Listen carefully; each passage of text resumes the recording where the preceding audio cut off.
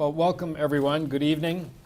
Tonight is Monday, June 16th, 2025. This is a study session of the Minnetonka City Council. We're going to go around and take roll, but before we do, I just want to thank everyone in this room for your public service. It's been an incredible weekend, and thank you to Public Safety for all of their help and checking on us and making sure that we were all okay. And I appreciate that, but we are all public servants, and what happened this weekend is unspeakable, but it also makes me appreciate all of the sacrifices that are involved in public service. And when you look at the victims of what happened today or this weekend, our families are directly impacted by what we do as well. And we owe them a debt of gratitude. So I just wanted to, before we go around with roll call, just thank you all for being here, for your service. And it's not lost on me that we all sometimes have to go the extra mile, and sometimes just unfathomable things happen. So anyway, I'm sure we'll have more conversation later, but I wanted to start out with that. So Miranda, if you'd like to start with roll call, I appreciate it. Yeah, Miranda Donovan, Assistant City Manager. Eric Nelson, City Attorney. Darren Nelson, Finance Director. Mike Plunk, City Manager. Thank you for your comments, Mayor. Lizzie Copley, Ward 4, City Council. Patsy Foster Bolton, Ward 1. Brad Worsom, Mayor. Rebecca Shack, Ward 2. Paula Ramele, Ward 3. Deb Calvert, at-large seat A. Will Manchester, Public Works Director. Julie Wishon, Community Development Director. Kelly O'Day, Recreation Director. Kevin Fox, Fire Chief. Scott Bourbon, Police Chief. Jason Tate, Deputy Chief of Police. Eric Metzger, Deputy Chief Fire.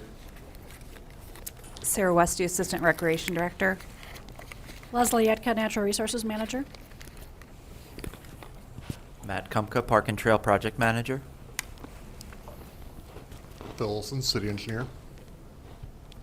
Joel Mary, Assistant Finance Director. All right. So that takes us to item 3 on the agenda is business items. And Mike, I'll turn it over to you, and then we can kick things off. All right. Thank you, Brad. Council, good evening. On behalf of staff, thank you for your time this evening. As you saw on our agenda, we have really kind of 3 items: the economic improvement plan, the capital improvement plan. We'll do a check-in later then on the progress of our off-leash dog conversation. Have our 30-minute open time, which I have information on that to hand out here a little bit later. So a lot to get through in the next 2.5 hours. Quickly, just want to mention that when it comes to the EIP and our CIP, our directors and their teams are heavily involved in this. Just by way of a little bit by process, it really starts with our directors and their teams framing up their recommendations. They present those to Darren and I and Miranda and to our teams. We go through those. We can tell you that Darren and I and Miranda ask a lot of questions. We scrutinize those before you even see it here this evening. Mainly though, the EIP, if you think about our EIP and our CIP, most of you'll find departmental. Most of the departments live, if you will, in the capital improvement plan. community development their activity really lives in the economic improvement plan. And so I'm going to really turn it over to Ms. Wishnak at this point. She's going to walk us through the EIP, all the business programming, housing, and all the chapters. This is in your, I see you have your 3-ring binders, so it starts about a little over halfway through the book. There's a tab called Policy, and that's where we'll start. And then after Julie's done, we'll go to the front of the book and go into the CIP. But for kicking us off, I'll turn it over to Julie and present the 2025 through 2029 staff recommended EIP. Thank you, Mike. Appreciate it. Hey, it's the second policy. So the first Second. policy tab is CIP, second policy is EIP. Right. And I should have asked Mike this before the meeting, but how long do I have? I forgot what you said. Well, let's see, Mayor and Council, I think, we got about 2.5 hours to get through everything, so if you Half can an get through maybe 20 to 25 minutes in presentation. Okay. You good with that? Is that possible? Aaron? We're good. We're Okay. good. All right, and I want to give credit to Alicia Gray and Kirsten Jaeger and also Kendall Larson in my office who helped develop the document, and then we'll tell you later on what the Economic Development Advisory Commission also weighed in on the plan and share with you what information they had. I'll do that more towards the end, so. We'll take it by section, so like I'll stop at the housing section, I'll stop at the economic development section so that you have time for questions. So we'll chunk it out like that, but I'll keep time as we go forward. So the program review, again, the document is created with the strategic plan in mind. It also talks about programs, but for the city's involvement would not occur within the community. And it really has to align with other purposes you have, and either that's in the comprehensive plan, the housing plan, or whatever other document you might be referring to. And then we have to dictate kind of in the plan what area of the economic development plan we're talking about. Is it transportation, housing, business, or redevelopment? And does the program serve, and is the current funding committed or uncommitted? So we'll show you some of that in the document. This is a little bit small to read, but it is that front page that are your guiding program policies, and it talks about funding categories in the first section. And I'm not going to read through this, but just remember that it's based on these principles and the guidance in your funding categories that we make the document. Sometimes we skip over this page, I think, too quickly, but this is what helps staff develop it so that hopefully it aligns with other things that the City Council is interested in. So the process for developing the EIP is kind of we're right in the middle of it. So we'll hear from you tonight, and then we'll go back to the EDAC on August 14th for finalizing the plan, and then September 8th we'll come back to you. Same schedule as the CIP. So the fund overview, there's a couple of funding sources, and if you forgot, there's a cheat sheet in the back of the document that shows exactly where these funds are from. So if you ever forget, just turn to the back, there's a whole page that explains each one of these funds. So the development account, which is really, in this plan, thinking about pre-development funds. We do have a fund balance of $4 million, and there are commitments to programming and different things that the city does.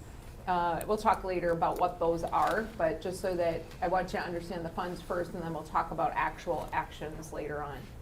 The Livable Communities account has a fund balance of $673,000.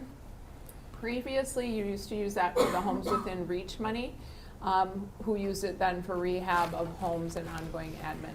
At some point, Darren and I have talked about this, we have to get to a closeout of that fund.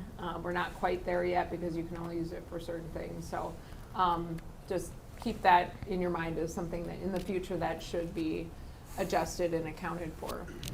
CBDG is Community Development Block Grant. There was a chart in your packet that talked about kind of where we've been and where we are going with CBDG. So on your next Monday's council agenda, there will be an action for you to consider switching to this consolidated pool at the county. We're kind of in a consolidated pool now, so it's a little bit confusing where we used to be. We get the money from the federal government, we spend the money from the federal government directly. That's how we used to do community development block grant. I can tell you from an administrative standpoint, it's a painful thing, and I see agreement here, that it is not something you want to run on your own. So we've transferred some of that responsibility to an outside entity, but then now this action that you'll consider on Monday would totally put us in the pool. That does open a lot more money for the city to have access to, $740,000, I think I have in the report. Right now we get $140,000, so it does open the doors for a lot more options for the city than we previously had. The only choice after next year is to either be on your own or to be in the consolidated pool. And I would just recommend that you not go back to the way we used to do it, which is an entitlement community, and just for the administrative reasons alone. And for that small of amount of money, it just didn't make a whole lot of sense. Then you have the HRA levy. This is the fund balance as of this year is 1.2 million. You do have to remember there's a lot of commitments sitting out there for this fund. So it's not you can spend 1.2 million. You have 443 committed to housing loans. You have 100,000 that's committed to pathways. We'll talk about pathways and what's going on there. 118 is committed to business and marketing. That's Thrive magazine, all the marketing brochures that we put together for businesses, that sort of thing. 47,000 is committed to emergency business assistant, and then 75,000 for our last payment to Southwest. So all that sits in that account, and then it has to be dispersed at some point, but it can be staggered for years depending on when the actual money is released. Then we have the Affordable Housing Trust Fund. We actually haven't expended either the mills or Amani yet, so you could probably add all three of those, and that would be your technical fund balance in the Affordable Housing Trust Fund. So 2.5 with those commitments taken out. And then LAHA, this is the acronym world, Local Affordable Housing Aid. That dollar figure was 321,000, came late last year. I can't even remember, Darren, when did we get that? Was it like October? October-ish, I think. Yeah. So we got it October after, we weren't sure when we were going to receive it, frankly, so it was a little hard to plan. And so then when we got it, it was the half a year's payment. So we kind of thought about how to best spend these funds. And in the EIP, you'll actually see us just sitting and waiting for the next year's payment to come through. Because this year we expect, of course, like twice that amount, so 600. So by the time you're done, you know, you have over almost $1 million of money. And then what can you do with that? The problem with piecemealing it is we have to track this.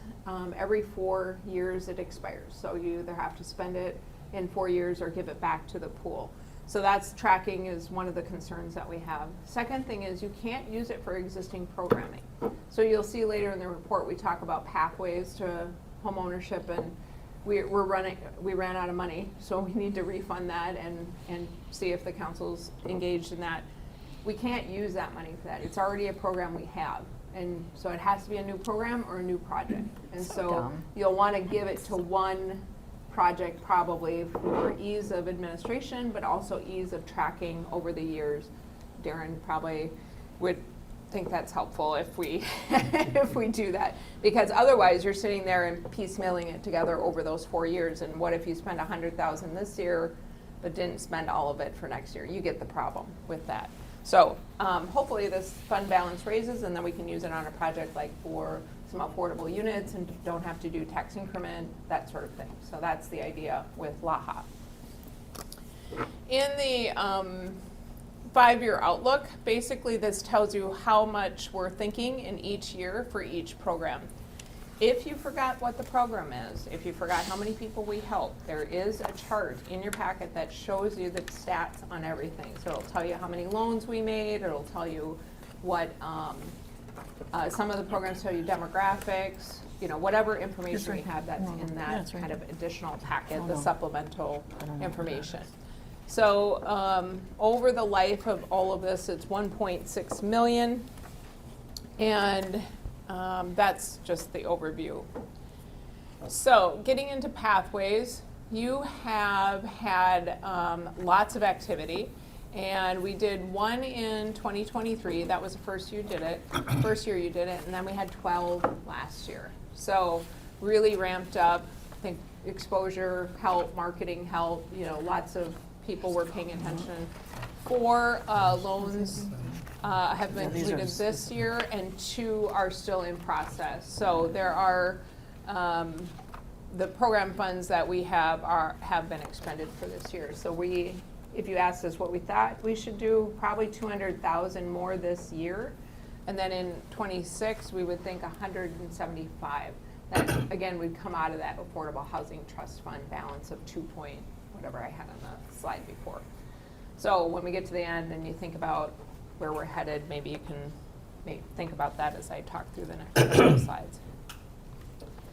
So new initiatives, or I should say just initiatives, the HRA levy would continue to fund the down payment and the housing rehab programs at $100,000. You would do pathways for $175 and homes within reach for $25,000. $25,000 is their continuing administration.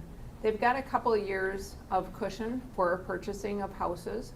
As you know, the market's so tight in terms of the price point that it's hard for them to purchase homes in Minnetonka at the price point they need to keep it affordable.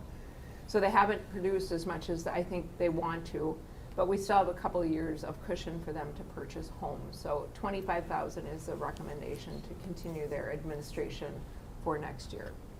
That doesn't mean they're not going to try to buy homes. They will continue to try to find opportunities.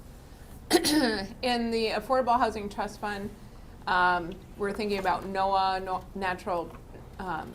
naturally occurring affordable housing, and then scattered site acquisition, affordable housing ownership production. That would be like what we did on Roland and Belmont and Welland and all those properties. So Roland, it will have, this is the one with Imani. They actually almost have their permit today. We're this close. So we're going to see that construction shortly.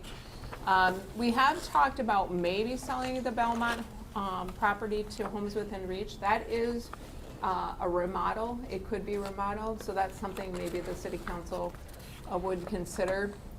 This would make it easy and affordable for them to do the home rehab and move forward and sell it at an affordable price.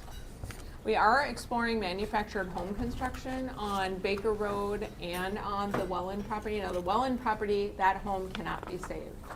The Baker Road property, as you know, is vacant. So these two sites probably could lend themselves to a manufactured home. We'll talk more about that if we have the gumption to do that and want to proceed. So, in terms of housing initiatives, we have the homeless response. The encampment policy is something you'll talk about next month at your housing update meeting. There will be a survey that you'll be asked to fill out, and so look for that soon. Again, the manufactured home category, or homes for affordable housing. Zone Co, we included that as one of our goals in rewriting the zoning code. The rental registry program, we'll review our feedback next month, and then there's a new idea we have for you next month that we'll talk about legacy housing, and it's a program that we found in a couple other cities where people are able to put a covenant on their property just on their own as a way to preserve affordable housing long term. So we'll explain all that again in the upcoming housing update. Just so you know, if you didn't read in the council update, we did get the $150,000 for rental assistance, which is amazing. So we'll have that money available to anybody who needs housing assistance. We've always had that funded, but we were running low on funds, so we were happy to get the grant money to do that. Now it's a 3-year grant. I'm going to stop at housing for a second, and I'm at 6:19, so I'm almost done. All right, thank you. Questions for Julie on anything she's shared? On housing. On housing, Rebecca? Just 2 questions. One on we see the amount on the Pathways program go down in the out years.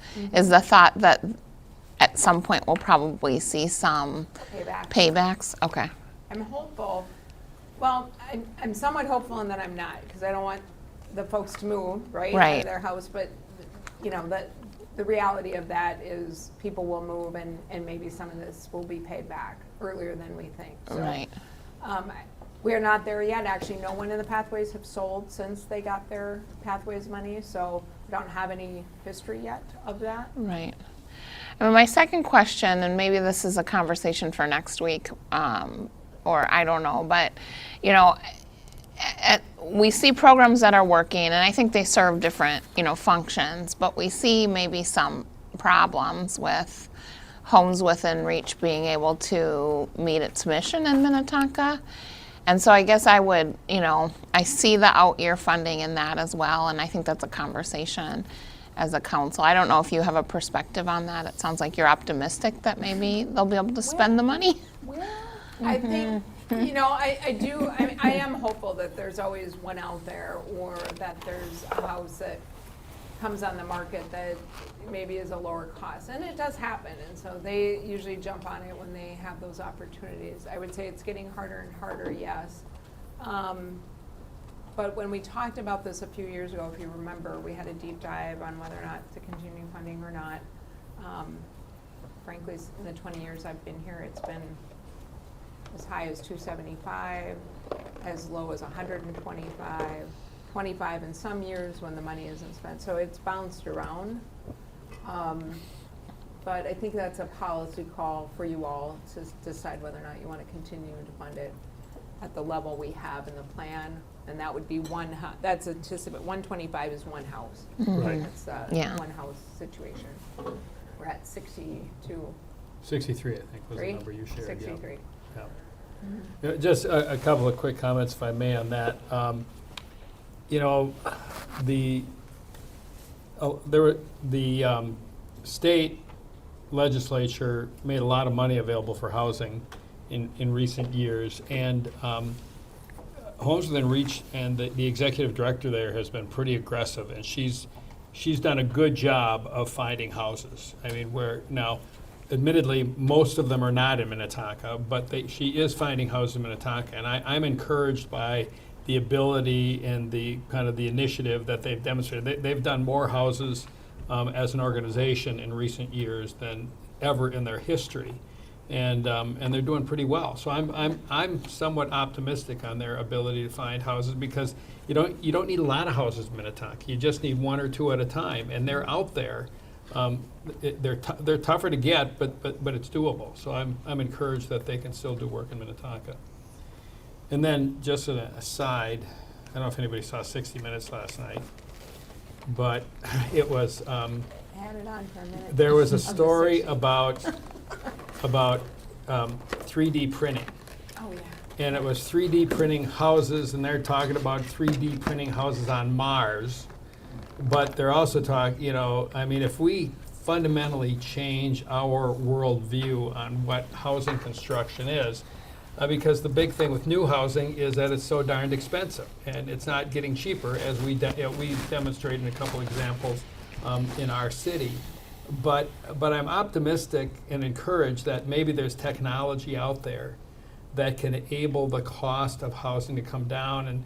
And the one question I had was, you know, we talk about manufactured housing, and you know, there was a time when that was a long square tube.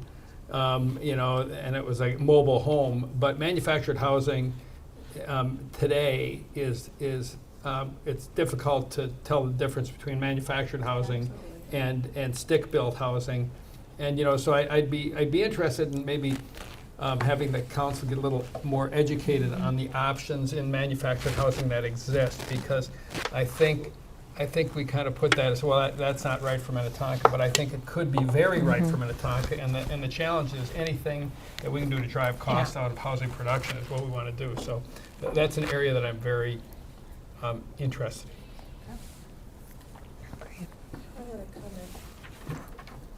I have a question in regards to the $7,500 that the Land Trust Housing was receiving. I didn't see that. I mean, I haven't read the whole book either, but I didn't see that in the budget. And I just wanted to ask about that. Is that something that Remind me again, 7,500? Yeah, for fixing up The loans. homes within reach homes.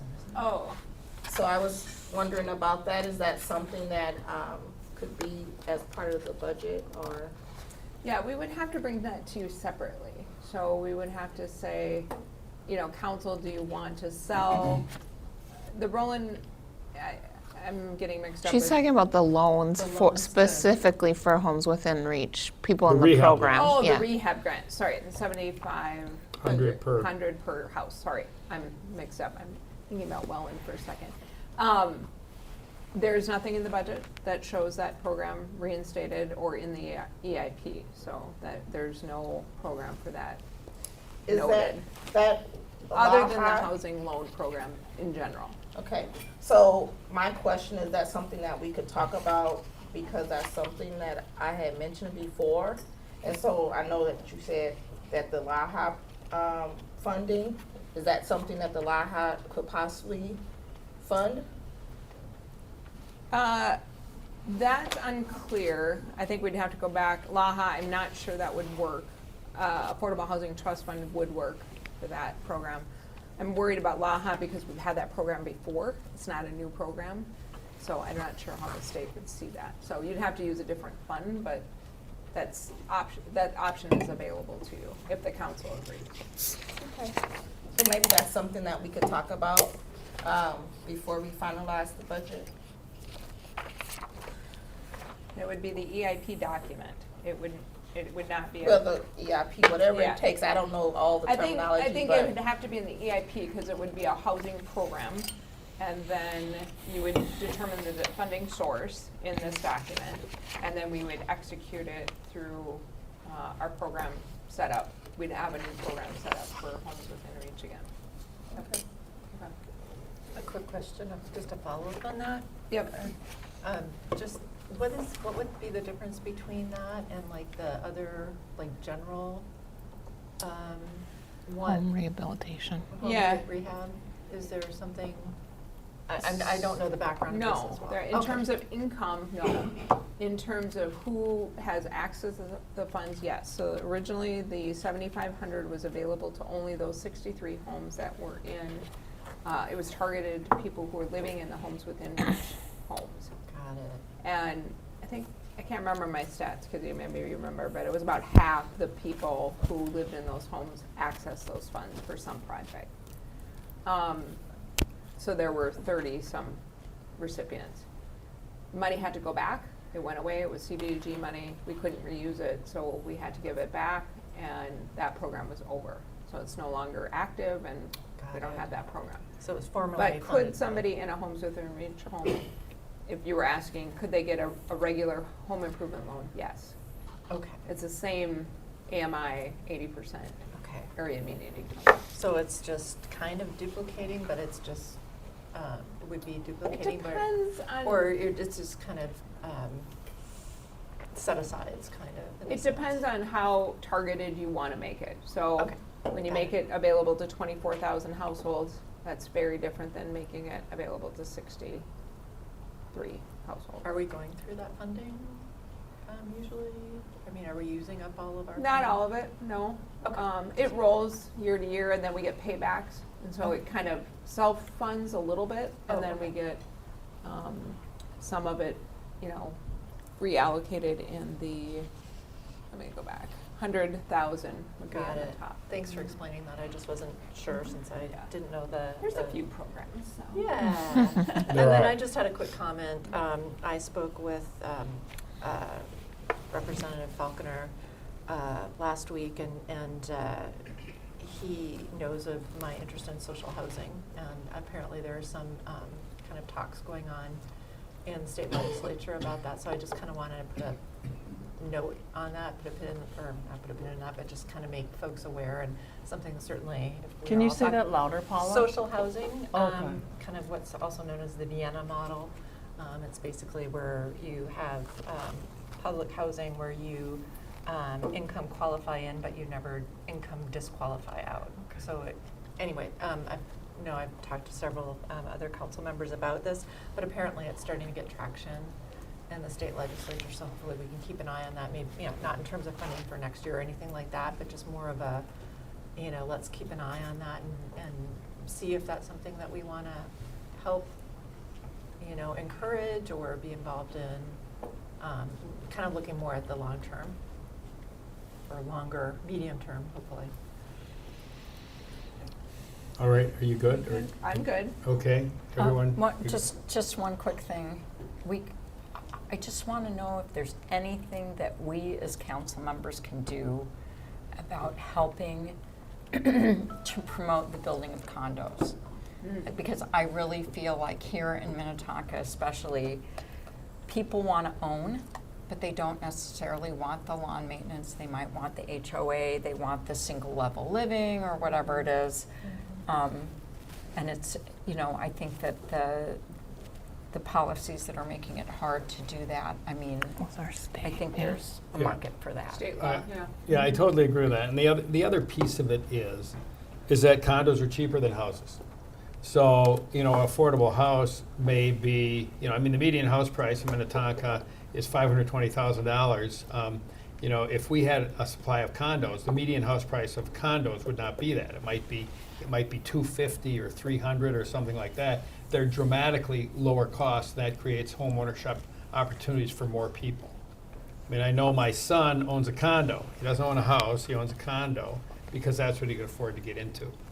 And I think that, but I know it's not policy. I mean, it's the building city code policy, and the condo warranty law that's in place that has just killed condo construction. So, Yeah, anything- the last one we had built in Minnetonka was Legacy Oaks. Those are condominiums and part of their development up on Parker's Lake Road. They sell for about $850, Right.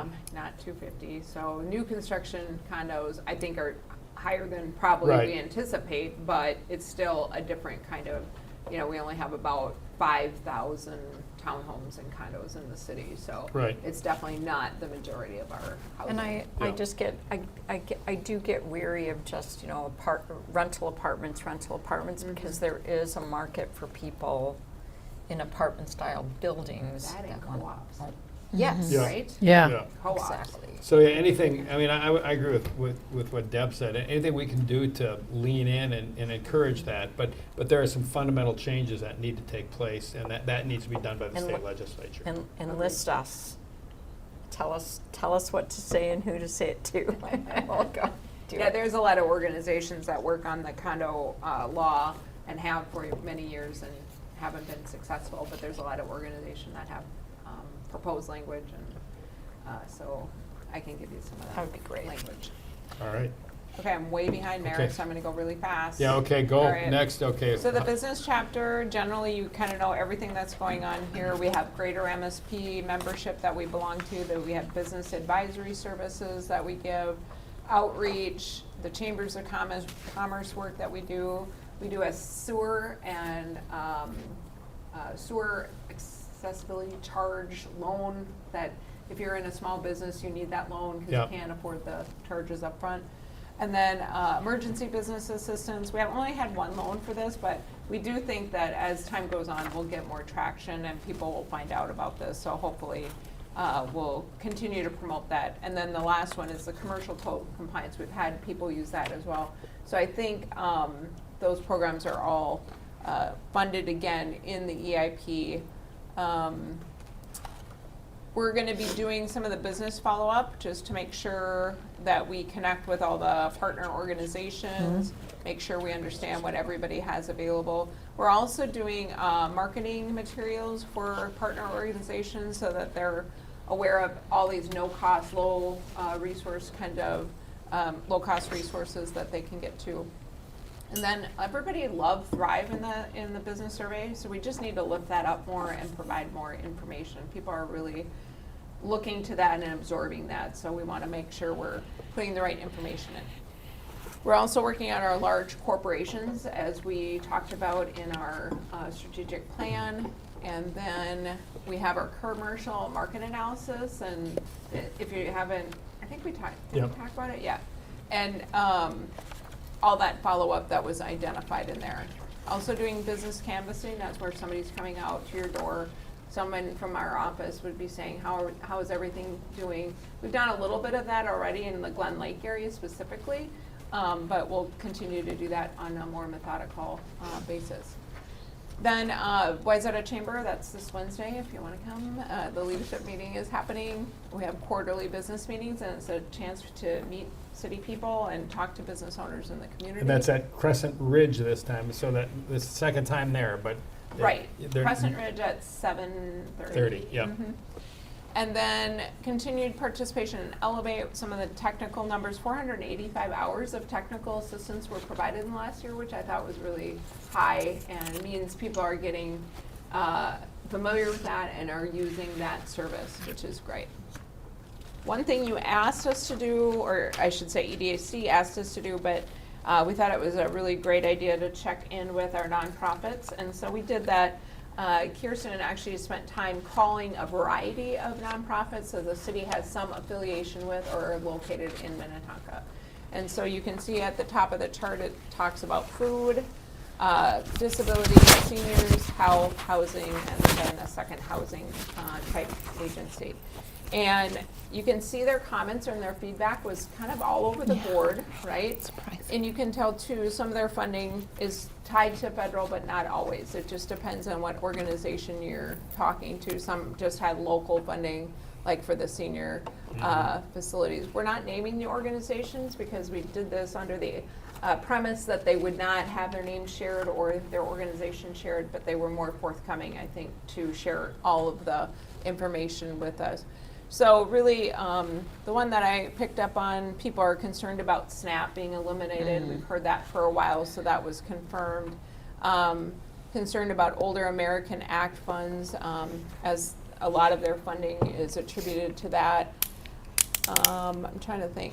Some of the macroeconomy issues this organization was identifying. Concerned about local head office closing, which is true. I mean, we know that from our own contacts. We haven't been, we don't have a local contact anymore. We call a different office.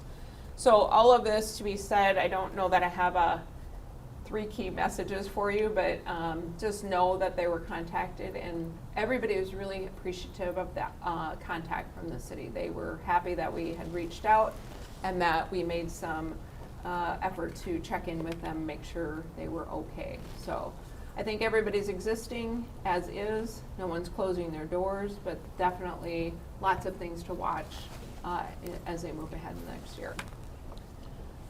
Thank you for that quick comment. Yep.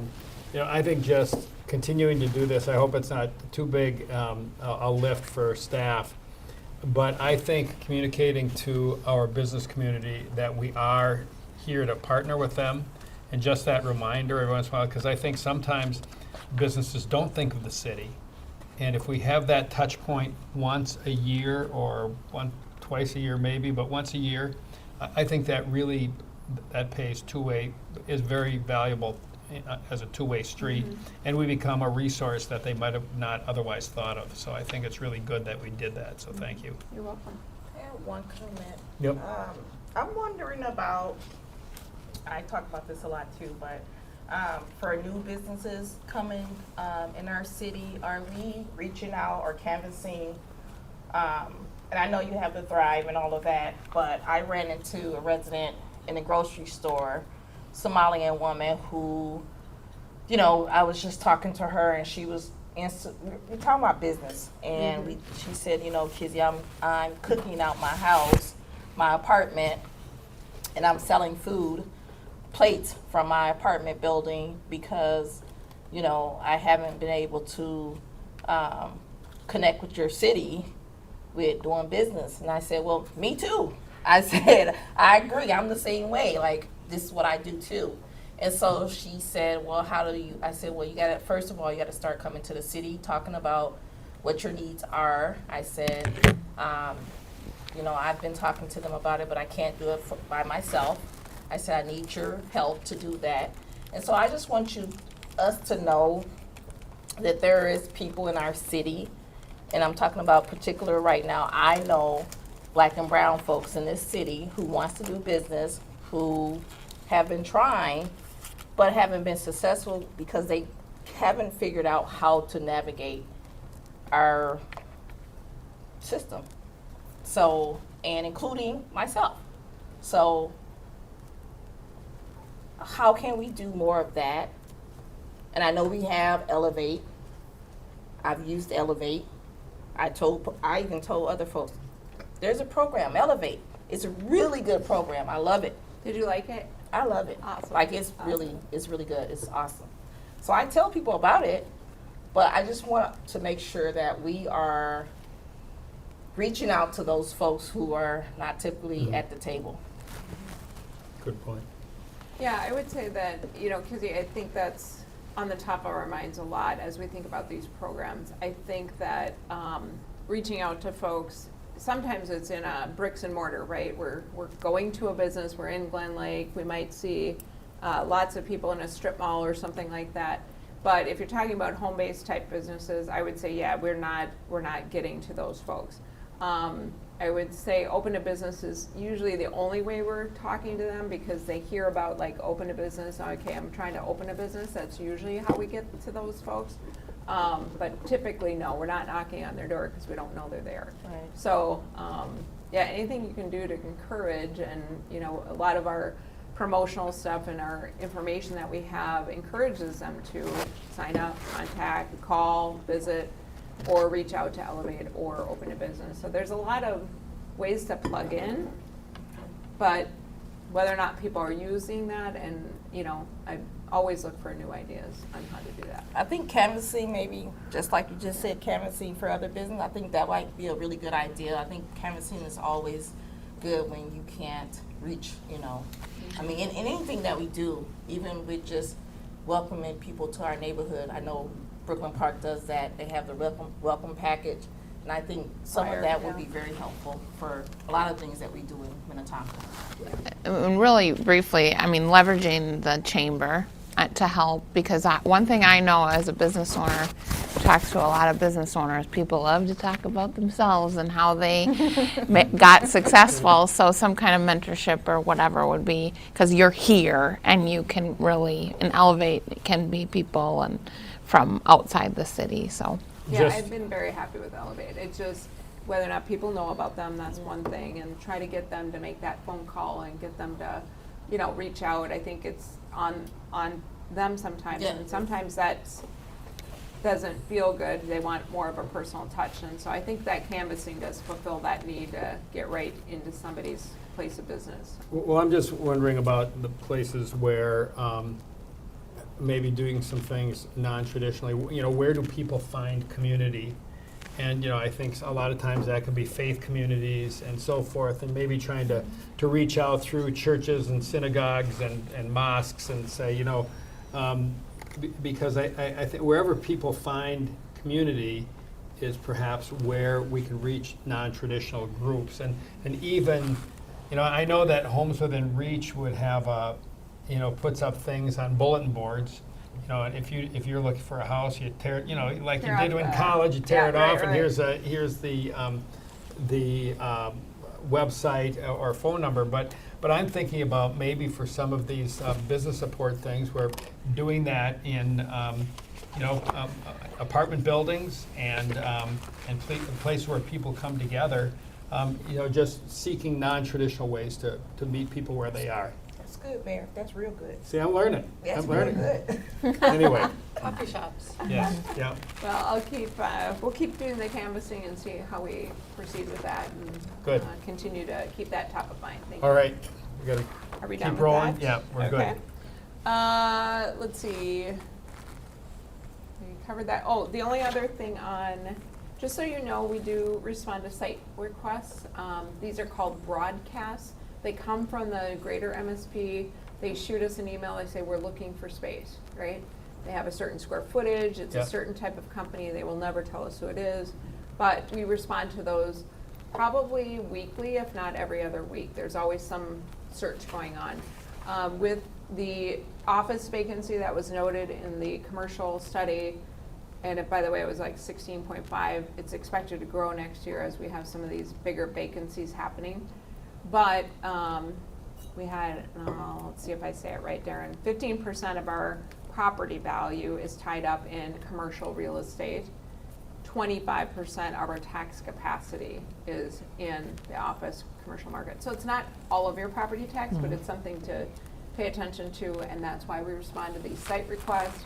to make sure that we have the opportunities noted here in Minnetonka on that, either regional or actually some of these are global companies looking to come to Minnesota. So I just wanted you Great. to be aware of that. On transit, I think we talked a lot about that, so I don't think we have to cover too much because we've done the transit study and there were some recommendations in there, so we'll be following that. And then thinking about last mile connections as light rail comes online is really important. And then in the development and redevelopment chapter, just some notes about doing studies and plans, as we always have, and doing pre-development work, like some of the studies and the surveys and environmental contamination research that we need to do. And then zoning you know about. This was the feedback from the EDAC that occurred both in March and May. So they felt like the direct housing CBG was not the way to go with the county. They felt they agreed with that. TIF pooling, what were they saying here? LAHOP are generated from local and regional sources, and they were just identifying they're not at risk. So they kind of were cognizant about where that money was coming from. They did suggest to do that outreach. We talked about that. Elevate Hennepin, they were asking about whether any funding was available for businesses participating in Elevate, and there is. So they do some loan programs through that as well. Pathways, they have recommended additional funds for 2025, so if the council is so inclined to do that. And then they actually were talking about village centers, because that's one of the things we did after the last comprehensive plan is deep dive all these neighborhoods. Probably it's time to revitalize that process, so they were thinking about that as we get closer to the comprehensive plan. So that was some of what they said, and this is the summary. Looking ahead to the tax levy for the budget discussion, we're thinking about $300,000, and the funds would go to pathways, home enhancement 100, and homes within age 25. So that's it, Mayor. Sorry, I'm 15 minutes late. Okay, well, we had a good number of questions for you, so are there any other questions you have for Julie? Otherwise, our two discussion questions here: does the council wish to offer additional direction regarding the EIP, and does the city support, or does the council support additional funding for pathways in 2025? So any question for Julie? Any further questions, or in your thoughts on these two questions? Just to clarify, the Pathways money if we supported it, would come from the Affordable Housing Trust Fund, or? Okay. Correct. So the 200 that I put out there before would be for 2025 usage. Mm-hmm. And then that would be from Affordable Housing Trust Fund Gotcha. balance. And is there, if we put that, is there a good chance that that funding would get used in 2025? Okay. I think so, Yeah. yes. I think that sounds We good. trust your judgment. Yeah. Good. So thoughts on that, Council? Deb? Just one thing. I really found, I know it didn't give us any conclusive evidence, but I just very much appreciated connecting with the nonprofits, and I do feel like moving forward that is going to be increasingly important. I mean, I've talked with some of you about maybe even having a nonprofit fair of some sort, because people will be hurting here soon as programs are cut. And so I just really appreciate that work, and I'm sort of hoping that we can sort of fold that into the EIP in a more formal way, because you didn't have enough work on your plate before, so I just had to give you some more work. But I think it is really valuable, and I think actually the fact that it didn't give us that different kinds of nonprofits are sort of sitting in a different place is actually good information also, and that also might change. So I think tracking that is going to be really useful moving forward. Thanks, Deb. Other comments? Looks good to me. Yeah, I think it looks good. And then funding, Council, how do you feel about further funding for pathways? Yeah, I think it's really important. I think it's been a great program. I think it gives us a different kind of clientele and a different kind of, it's a whole different kind of program. And I think it's been super successful. So, and I know that the EDAC is very bullish. happy with Yeah. sort of how it's happened. Mhm. All right. Good. So there are two other things I heard that I didn't hear total. Just to summarize, I heard about the 72 or 7,500 for homes within reach only homes. I heard that idea, and then the social housing idea, but I didn't hear the rest of. Was there agreement on those two things or not? My suggestion on the homes within reach is maybe if we're not in a backlog on the rehabilitation loans, is maybe just do a push to homes within reach, marketing push to homes within reach homes, that as a reminder that that program exists. I like that suggestion. I Yeah. agree, otherwise it's just more administrative work for staff to, basically have two of the same programs unless there comes to be a backlog. What was that? Can you speak up, please? Oh, I'm sorry. Yeah. I just wanted to support that just because having administered grants and things like that myself over the years, it's never a great feeling to have two pretty much identical programs that you're having to support unless, it becomes an issue where folks aren't having access to it from a particular target audience that needs it. It doesn't sound like that's the case at the present. Yeah, I mean, I think there's two different programs, just to make sure I correctly relay what Kizzy was saying, because it's $7,500 grant. That was one program. There are grants with the CDBG, because there's no payback on the CDBG money, so that's one way it's the same. On the loan program, you have to pay back over time, right? So there's two different programs that address home rehab. So I just want to be clear about that, but it depends on which one you're applying for. So one, you have to wait a little bit longer. The one that is forgiven is a little bit more subscribed, so. I do have questions about LAHA, but maybe we can talk about it offline, because I just think it's so odd that it has to be a new program. If you have a good program, why? Well, that's what we asked, but you know what? I'll put it in our housing update next month, and we can show you what the program requirements are. Yeah. Then you can look at it. Is that a Good, good thank you. plan on the LAHA thing? Okay. Yep. Back to the loan program, sorry. So then, Sidetrack. Julie, were you looking for a little more clarification on the social housing, or what is Well- really being looked for? Or I heard keep an eye on it and see Yeah. if there's some opportunities. Is there anything beyond that? No. Okay. That was, yeah.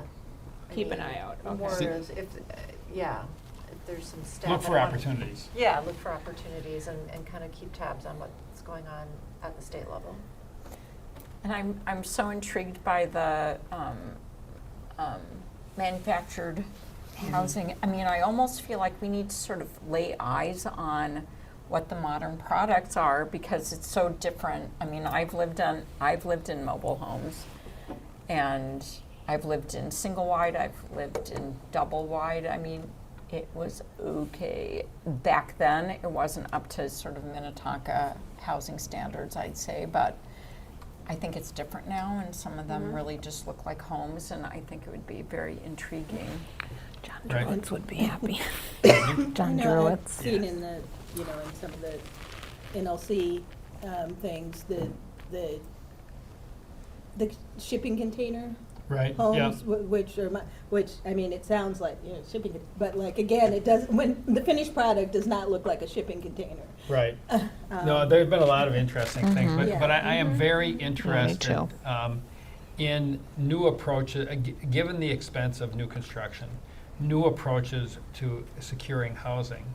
And yeah, some of them will look like they belong right in Minnetonka, but maybe some of them won't. But, change is, we have to consider change too. And so, I just want to have an open mind. Yeah. Because housing costs are so high, and anything we can do to get creative to drive them down and give people quality places to live, I think that's what we want to do. But again, I don't want to be the only city out there doing that, but I think supporting initiatives that are looking into those things, I think, have merit. Totally agree. All right. Did you get what you need? 200,000 will come back to as a separate council item. Yeah, so. I think that's Yep. great. Thank you. All right. Mike, any comments, thoughts? No, thank you. Housing. Oh, I have one more thing, and that is the homelessness pilot. And just where are we going with that? And, I mean, it just seems like it's been extremely successful. And, Let's dive in next month more on that, because we do have a whole homelessness kind of chapter in the report that we're writing, so. Okay.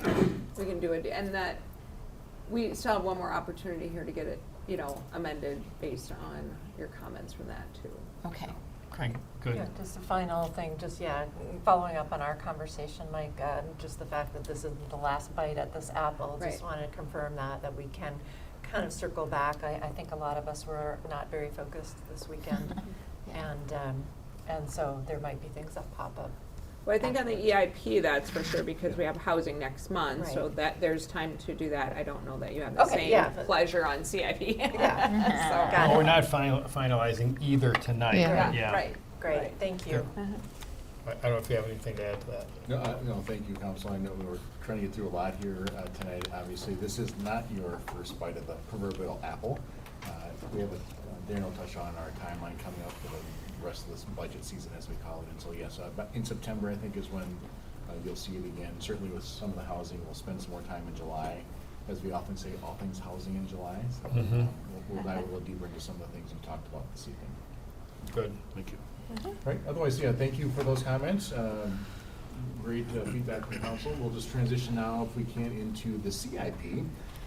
As I noted, this is where you'll see your other staff members here at council this evening, and we'll have a lot of input onto the CIP.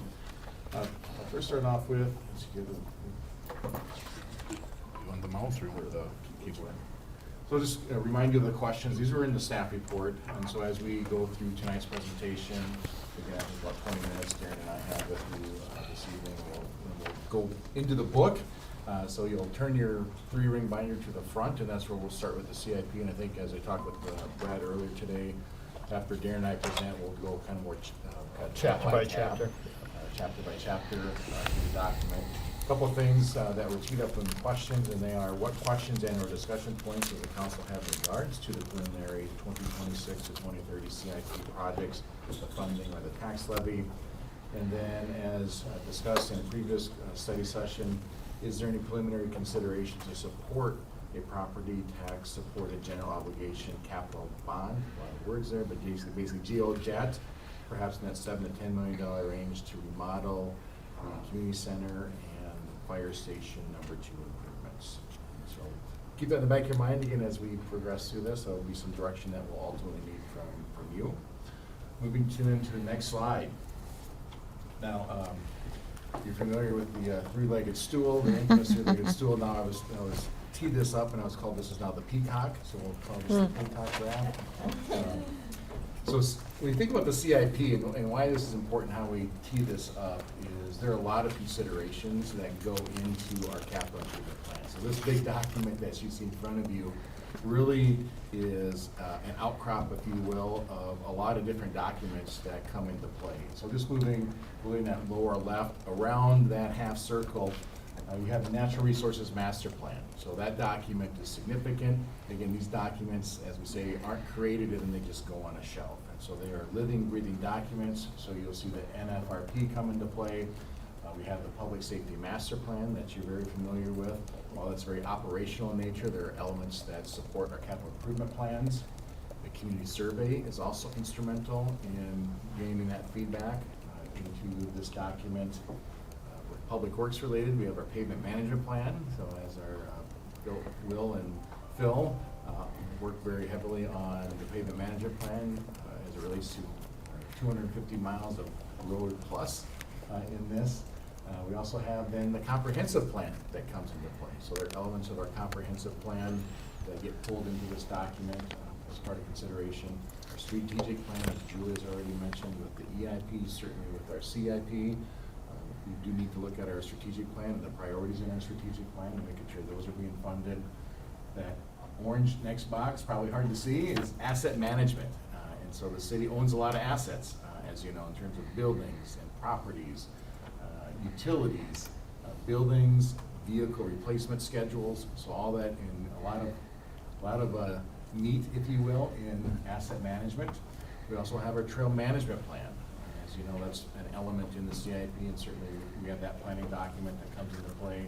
The climate action and adaptation plan, which really highlights our some of the natural resources, but more importantly, the sustainability efforts of the city. There are elements of that get embedded into the CIP.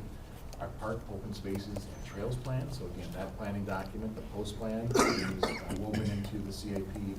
And then last, I would just note then funding and planning priorities. And Julie touched on this as well. And in fact, if you turn to the very first page of your budget booklet, I'll just talk about funding and planning principles. And so really, again, before I do that, as you can gather from this illustration, there's a lot of considerations that go into this document, which is probably just as wide, as thick as it is, and with a lot of detail. Under the policy tab. Policy Mike- tab, Mike's- okay. I'm sorry, so thank you, Darren. So under the policy tab, so really kind of towards the front of the book.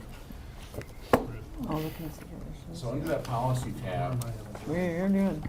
Policy, there we go. Oh, the one that says policy. the one that says policy. Thank you for that.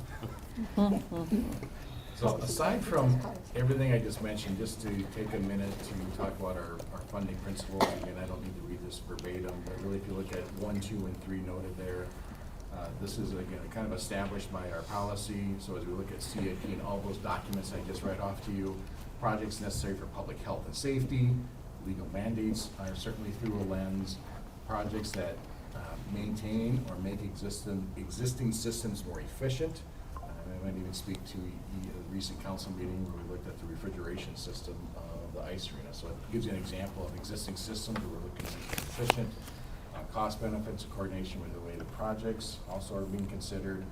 And then projects expanding beyond those existing city systems, providing for new services. Say new does. services.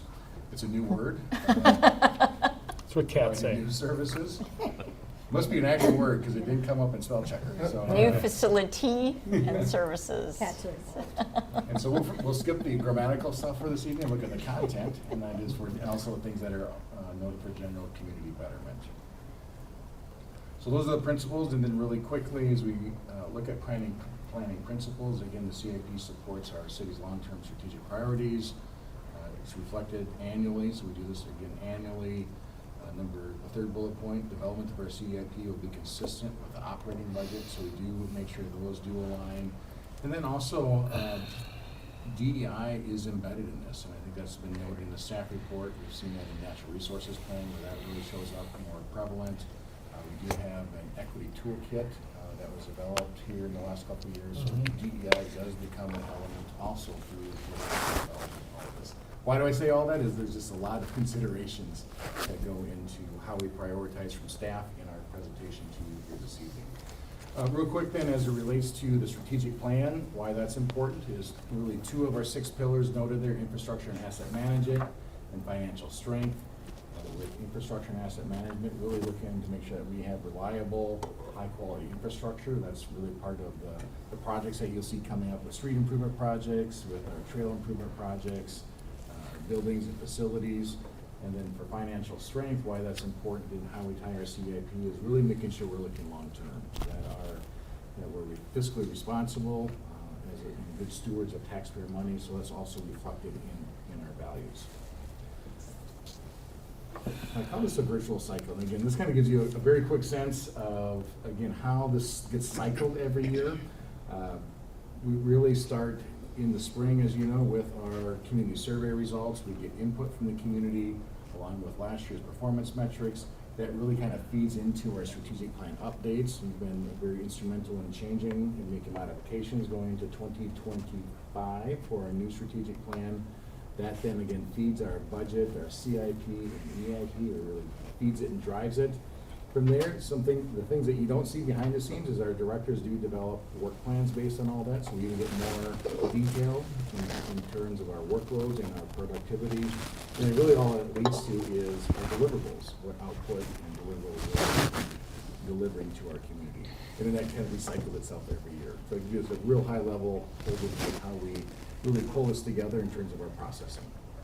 Just a couple elements again on the survey. This is not new information to you, so I just want to go quickly so we can get into more of the detail. So you recall one of the questions, what do you like most living in Minnetonka? Open space, parks, trails, that was around 17%. People, 16%. Schools, 11%. Safety, 9%. Housing and neighborhoods, 9%. Trees, natural resources, 6%.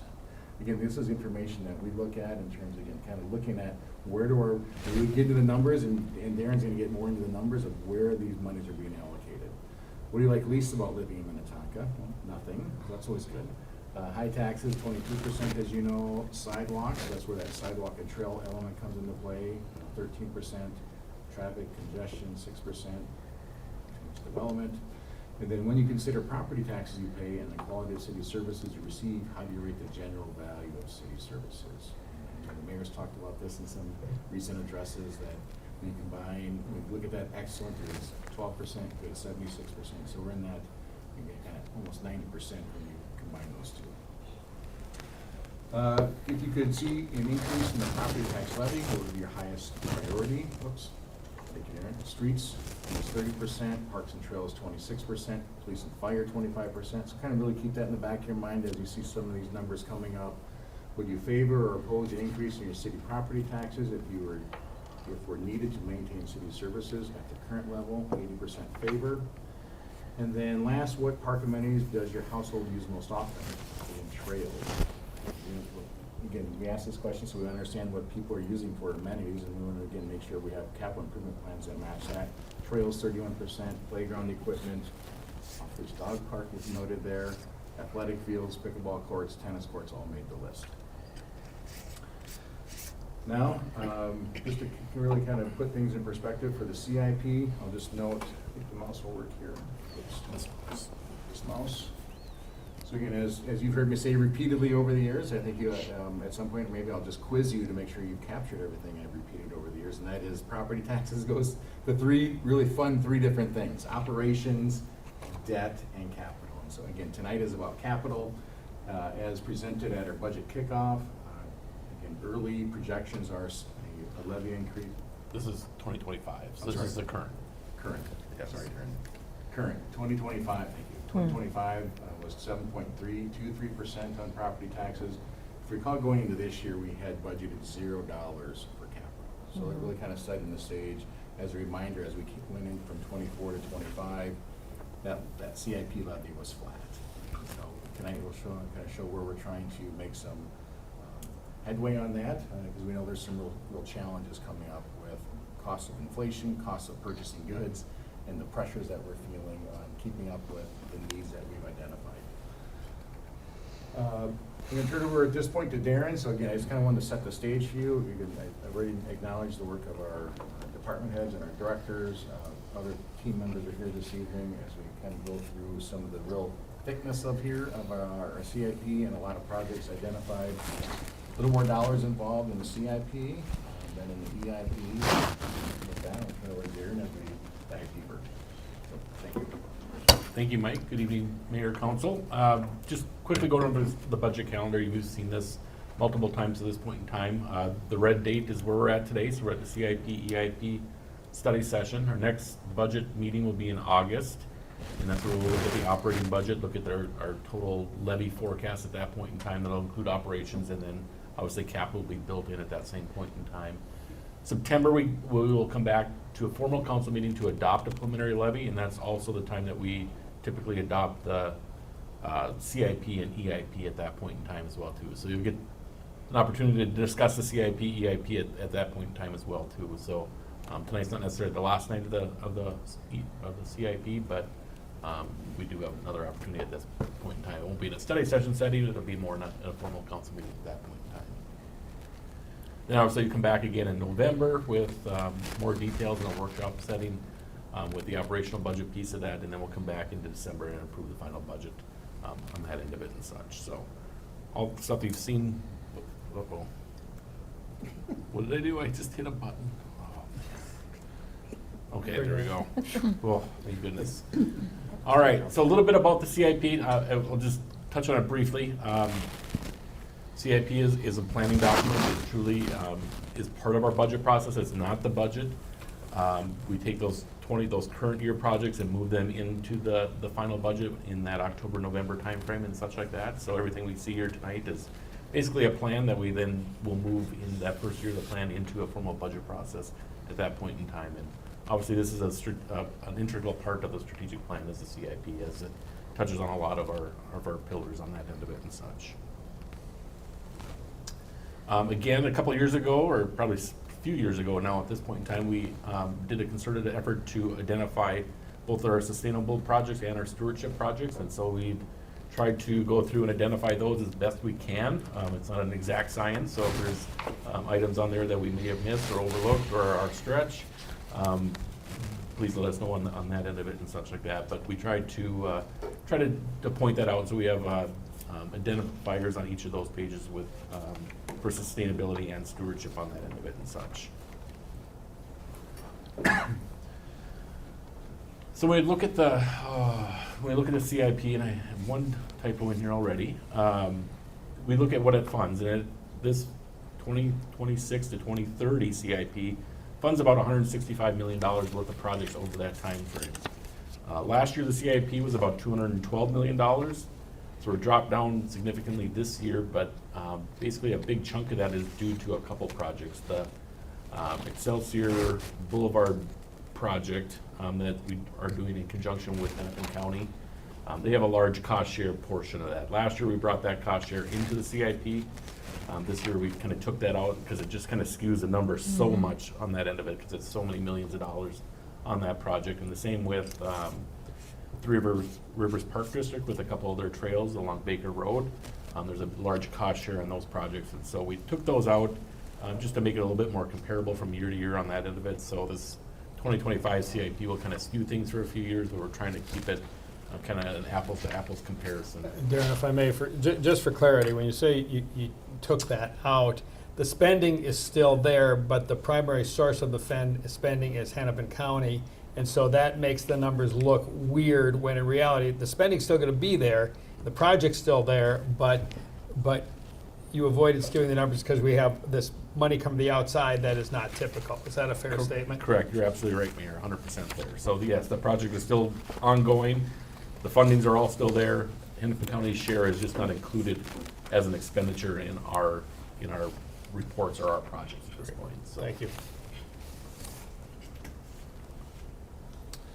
And so this table, as you can see, kind of breaks it down between kind of 5 different areas, kind of our kind of categorical or functional areas as well too. And obviously street improvements, water, sewer, parks and recs, those are all big areas that we talked about, even with this community survey and such like that.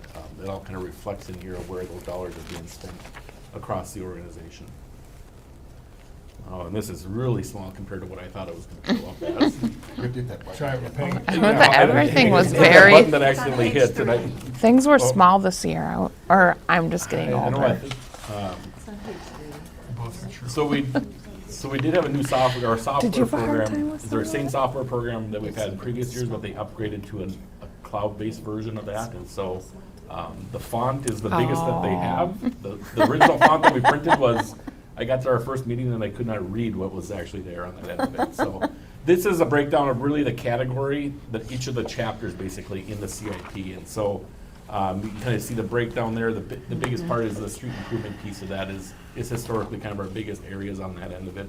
Water, sewer is another big chunk of that. Parks and trails, again, that's another big focus area on our projects. We do those in conjunction with street improvement projects along with standalone trails and such like that as well too. So just additional slide to kind of show the breakdown across those different categories. The smaller font does not make the spending smaller. Unfortunately, doesn't. The numbers did not change when I looked. Yeah, that was Right. downside. Yeah. Right, and this is a breakdown across 2026 to 2030, so you can see each year is in that $40 to $22 to $40,000, $47 million range on that end of it and such. And that really varies due to construction projects, ebb and flow. There's planning years and there's big years, and then we gotta save for a few years and then we spend again. So. And it's on page 3, Council, of your Yep. book. It's small there too. And here's our, we saw this at our last budget meeting back in May, our kickoff meeting as well too. And this is our financial management plan. Part of this includes the capital project levies that are here. It is split between 2 pages here, but these are the tax dollar levies that will be proposed for 2026 and the future years. So you can see across the capital replacement fund, forestry fund, public safety, parks and trails funds, the dollars that, these are tax dollar amounts here across the very bottom that are proposed within each of those funds. And as I go to the top of the next page here, you can see the street improvement fund is $5.8 million. That's by far and large our biggest area of focus for tax dollars dedicated to the capital improvement plan. And you can see that our total tax levy is $9.3 million is the proposed levy for our capital projects for 2026. Last year, as Mike mentioned, it was $9.8 million, and it was basically flat from the previous year on that end of it and such. And I think maybe if I roll into our next, here's where, Mike, where you're looking at the percentage we had forecasted this year. It's 7.52 is kind of where we're standing at as of today without looking at any additional bonding dollars or anything like that on that end of it. And last year was the 7.23%. And so if we kind of dive into the property tax levies a little bit further on that end of it, and this is a kind of a 12-year history, and it's getting a little bit old to show the 2019-2020 range, but it's some significant things happened in that time frame. In 2020, we built the public safety expansion project on that end of it, and we were issuing debt service for that project. And so what we did in 2020 is that we reduced the CIP levy to try to get that debt service on there with minimizing the tax impact across the city on that end of it. So we reduced it in 2020. 2021 came COVID on that end of it and such, and so we were then reduced the CIP even further. We delayed some projects. We had some federal CARES dollars, ARPA dollars that came in to help pay for some of our capital projects, so we're able to reduce that fairly minimally or with not a whole lot of impacts. But we then had to kind of restore those dollars as we move forward. And so we kind of had planned that, like, hey, we're here where we're at, we're gonna kind of restore this over the next few years on that end of it. Then 2022, 2023 kind of came in, and we looked at the public safety master plan, kind of became a part of that, not necessarily in 2022, but in 23 and 24 for sure on that end of it. And so we've worked hard at trying to keep the capital project levy, CIP levy flat for the most part on that end of it, just to account for some larger increases in the operational tax levy on that side of it and such. We've been fortunate to have some good reserves at the end of each year in the general fund that we've been able to transfer over to capital projects. I know last year when we were talking at this point in time that those reserves were kind of drying up and we didn't have a whole lot left at that point in time. 2024 was a good year for us. We ended the year with a nice surplus. We were projecting kind of a deficit when we take into account the transfers out on that end of it. So that really helped us now moving forward for 2026 and for the next couple of years to be able to use those excess reserves and transfer those out to capital projects and program them out for the next 2 to 3 years on that end of it.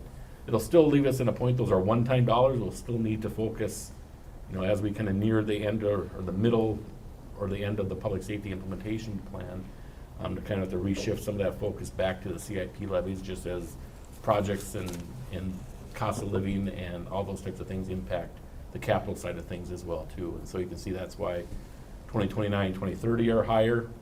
Historically, if we looked at this chart, those out years are always higher, and we seem to kind of adjust them as we go. And we'll keep on trying to do that as best we can on that end of it, but just know that there are some stresses in the CIP that we need to account for at some point down the road on that end of it. Just a quick comment on that chart. I mean, 2019, we were basically at $10 million in our CIP. And for basically 8 years, we've been able to stay below that number. And I know that there were a lot of things going on in those 8 years, but I mean, that's pretty remarkable. I agree with you. We'd like to see that those out years don't grow to the extent that they're pictured here when you kind of look at what our trend has been, but clearly there are plenty of budget pressures out there. Yeah. For sure, and we've used, I mean, a lot of our capital project funds used to have a little bit better fund balance within them, and now they're on a very, very thin basis Right. on that end of it. They're kind of looking out, we'll be negative a 1 year, but we'll try to replenish it in the next year as projects ebb and flow a little bit there as well too. So trying to maintain a healthy fund balance in there, or a sustainable fund balance is key as well too. So trying to keep all those things Well, balanced. and I think what we've done is, we've got the 40% rule, and we abide by that, but we were well above that in some places. I think we spent those, I think we spent the cushion down, and we don't have a lot of cushion left. Is that a fair way of saying it? Yeah, we didn't, as of the end of 2023, we didn't have much cushion left. We had literally, it was a couple $100,000 that we had programmed out in the CIP. Yeah. With the 2024 actuals coming in the general fund, we were able then to help reduce this levy and help supplant a couple of the future years. So Yeah. there was several $100,000 or $1 million plus that we were Good. able to help All right. on that end of it. So. Thanks, Darren. And I would just add that too, when you look at the last couple of years and the next couple, back a couple, forward a couple, as we've been funding our public safety master plan. So as we try to manage the levy, we compress the CIP in a way. Right. And so in those outer years, I think you're right, Mayor, that as the public safety master plan becomes fully funded, that'll allow us some more flexibility to shift towards Right. maybe some catch-up, if you will, on some Right. CIP activity. Yeah. Well, just like, you said that you see that 0.0 with the CIP was it last year, and 0.0. It sounds like we're not spending any money. No, in reality, we just didn't increase. The spending's been pretty steady, but one of our fiscal or our pillars of our strategic plan are prudent financial management. I think this graph demonstrates that that's exactly what we've been doing. So I think this is a good story. With some help from ARPA.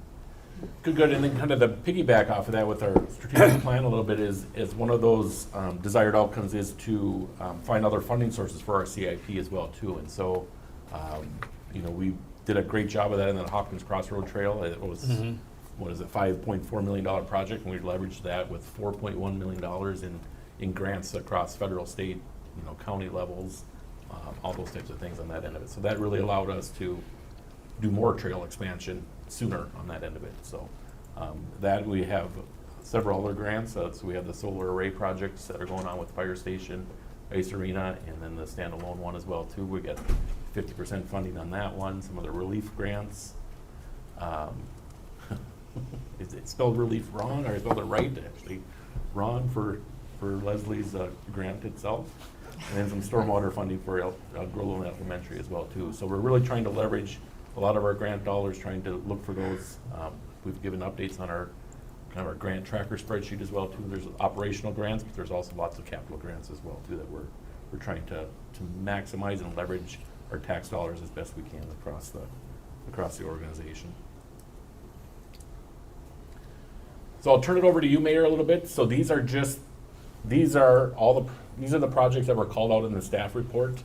I just went through and kind of highlighted a few within each category. These are the ones that are there all in one little section. Doesn't mean that we have to touch on these. I'll obviously turn it over to you, and you can go through it section by section or by category or chapter by chapter on that end of it, and see what's a priority to you. But these are just the ones that were called out there specifically. All right. If there's something you wanted to look at specifically. So. Well, thank you. Well, there's quite a list here, and so what I would say is, we'll walk through this kind of chapter by chapter to see if there are any issues. Councilman Yeah. Kimberly. So could I, before we go through this? Yeah. And sorry, Mike, I didn't mention to you this afternoon because I didn't think of it this afternoon. I think it would be I'm thinking about transparency and communicating with residents. And it would be helpful if we had sort of a document or web page or something that went through this, like glossary of terms. What is capital? What is a CIP? What is an EIP? And then an explanation of how you get from CIP and EIP to budget. I just, like, I'm thinking of if I had to explain to a resident how we get to the budget from CIP and EIP, I think I would eventually get there, but I don't think it would be eloquent and smooth. So I think it would be helpful, like, as a new council person, that would have been super helpful. But also just like being able to talk to residents or point them to a place to explain what this is. I just think that would be really helpful. Yeah. And I agree with that. I think, you know, one of the daunting aspects of what we do is we tax our residents. And we like to talk about, we do that fairly and we do it well. But I think we get close to it and we have acronyms and things like that, and I think that confuses people. And anything we can do to make what we're doing as easy to understand for our residents, but also for, I mean, I still need reminders on these things. I've been doing this for a while. And I mean, the EDAs, there are new members of boards and commissions that feel like they're drinking through a fire hose, and the acronyms are overwhelming. Right. And the concepts are difficult, you know. I mean, it takes a while to really understand tax increment versus tax abatement, et cetera. I think it's just really helpful to know the terms, and there's a lot, you know, this is a lot of information. It's a big job, but I think it's important. I think we did talk about it at the end of the budget cycle last year, just as something to pass along, because it's December 8th or whatever, and somebody's telling us, you know, we need to find a place to cut, and it's kind of like, oh, well, we've been, you know, we're working on this since April. Yeah. So are we going, can we make comments about these, the notable? Yeah, what I was going to suggest is that if there are any notable ones that people would like to talk about now, let's do that, and then we'll walk through chapter by chapter. I mean, we won't talk about them twice, but if you want to do it here, or we can, or you can note which chapter they're going to be in, but because the page numbers are indicated, I'm fine either way. But if there are things here that stand out to you that you'd like to have some conversation on, let's do that. There's one in particular that seems especially relevant after events of this week, and that is the drones as first responders, because I know that they sent drones into Melissa Hortman's house, and to no avail, unfortunately. But I think we just had a demonstration of a situation that was fluid and extremely dangerous with someone that was armed and dangerous, and that it just seems so timely that was something that came up for us to consider, and I still have reservations about it, but I also always understood the value. So I just wanted to say, I just wanted to pull that one out. And also, just being in the finance department, we gotta help Darren get an ERP that works well. I just yeah.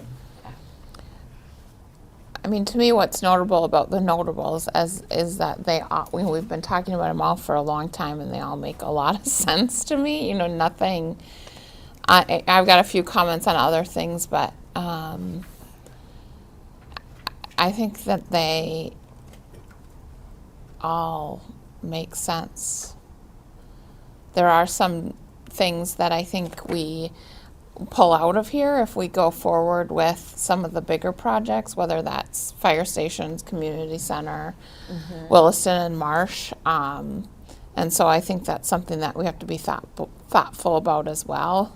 We can kind of check off a lot of CIP projects by, you know, going forward maybe a little more aggressively with some of these bigger things that we've master planned and that we haven't been able to quite move forward with yet. And I should know that these are mainly 2026 projects. There might be some 2026, 27 projects in there. I think there's a deferred project in there as well with Solar Initiative, but vast majority of them are the kind of that first year of the CIP type of project. So Other comments or questions? You know, one thing when I was, this is kind of an off-the-wall idea, but on the solar initiative, this isn't really relevant for this, but the question that I had was, given that, you know, we are solar garden subscriber, and given the fact that the rules changed midway through and it's less lucrative, I was wondering, we like solar, and we want to go carbon-free, low carbon, but could there be a path where, rather than having our solar array affect our electric bill, we perhaps lease our space on our roofs to other entities who could benefit from the solar, and then we get a steady rental that is not subject to the whims of the PCA or the PUC or whatever. I mean, just a different approach, and that's beyond the scope of this conversation, but just like to encourage maybe some creative thinking on how can we maybe turn some of our real estate into a source of revenue that is more predictable than solar has proven to be, without turning our back on that commitment. So it's an idea. I don't know if it has merit, but just kind of maybe some creative approaches on that. I know Kevin Moss and I have chatted a little bit about that over the I haven't last talked couple to of Kevin years, about it yet, yes. but yes, yeah. as a potential option, absolutely. Yeah. So that was one thought. Oh, I noticed on the skate park, is that right? I didn't dream that we got 400,000 towards that. We did get 400,000. My brain is just, okay, good. We did. So the report was written before that Yep. came in. So yeah, so that is new on top of that. So that would help the capital or the park and trail fund. Yeah. And we didn't get the money on Cullen, right? So maybe there's opportunity, I don't know, there. Other thoughts, comments on these particular items? Deb? Yeah, I mean, we have fleet vehicles, and I saw that we're transitioning to electric and hybrid, which is awesome. But the one thing is, I also see deferment of refurbishing of fire equipment, and it is starting to make me. I just feel like we keep pushing it off, and it does give me pause. So.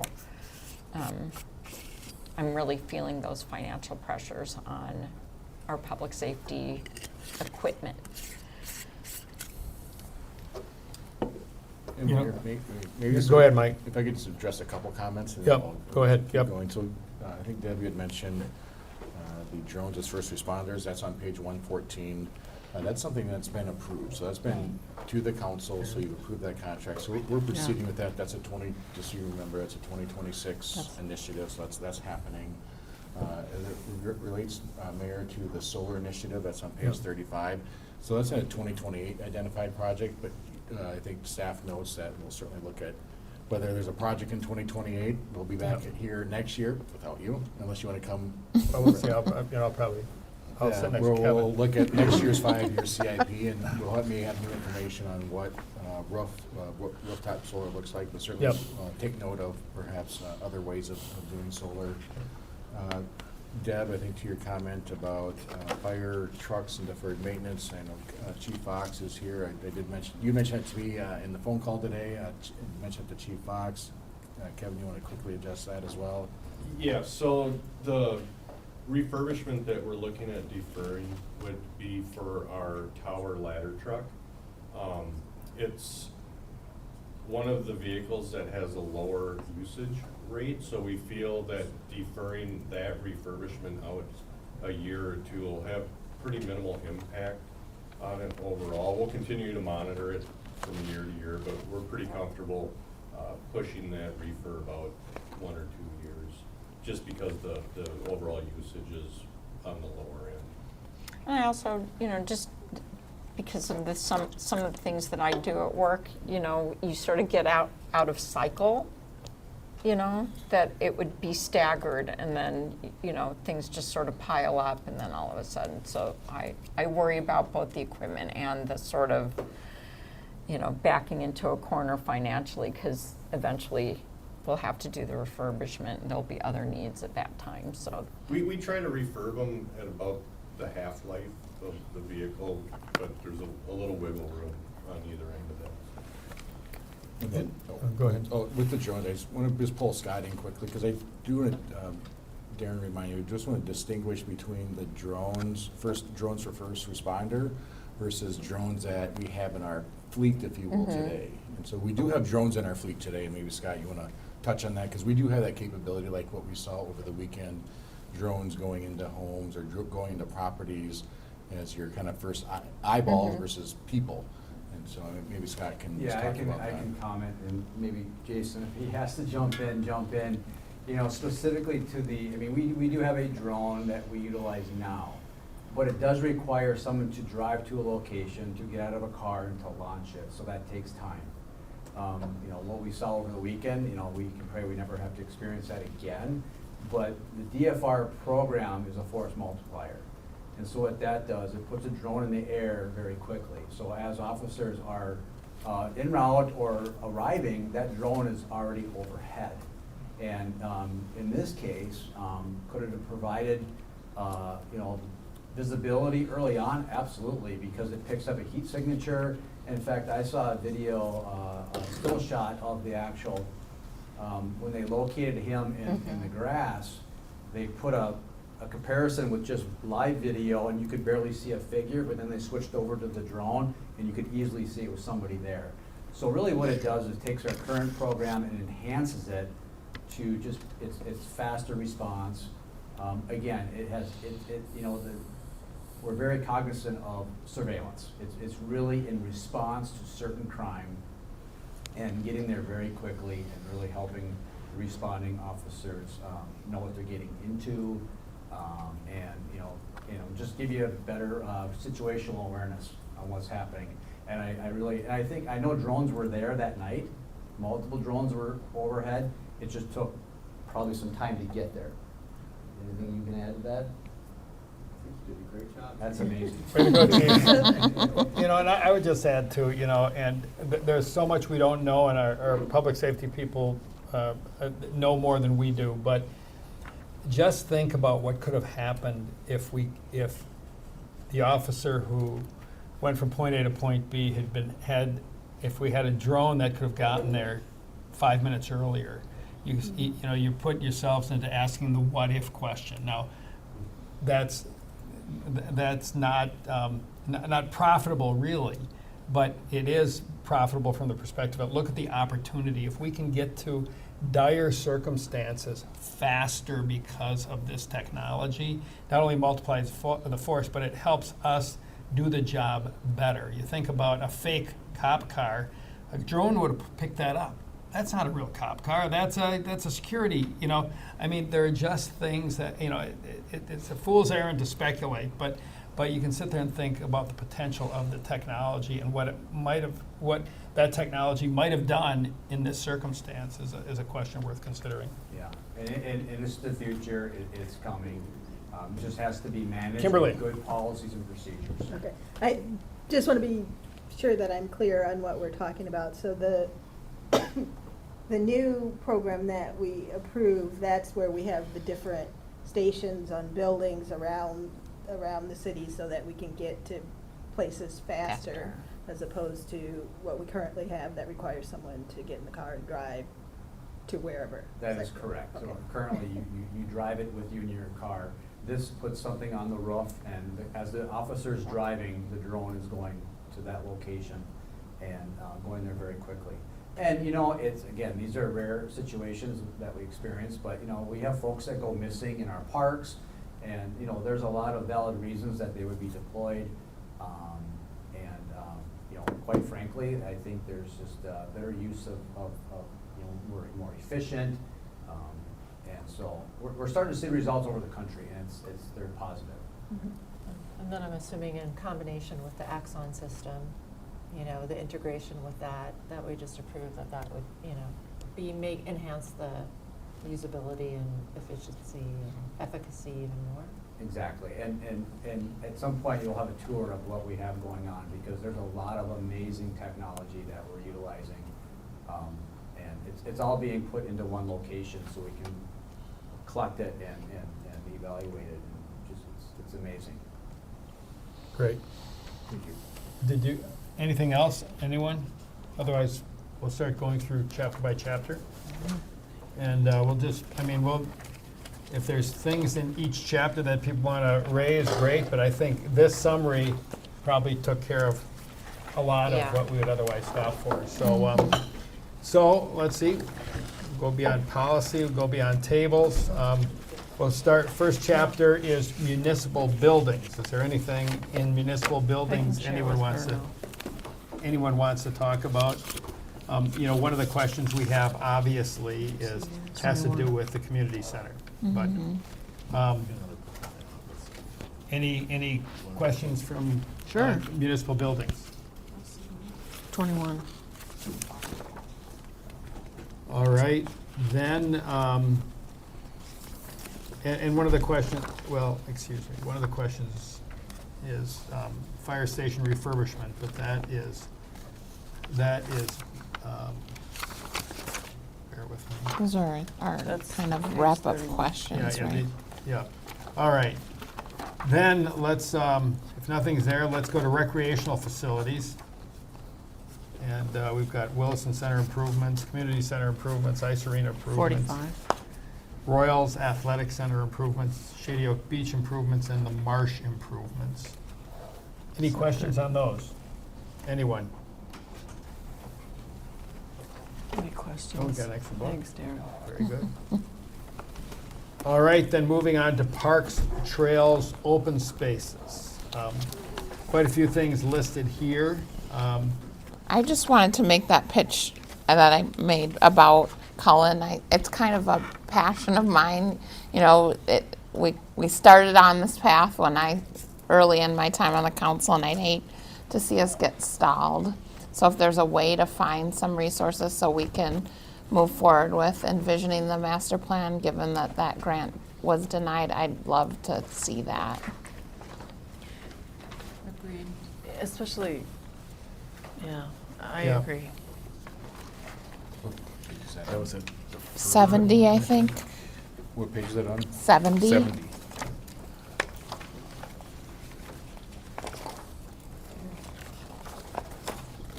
Well, I agree. It would be great to get that done. Is there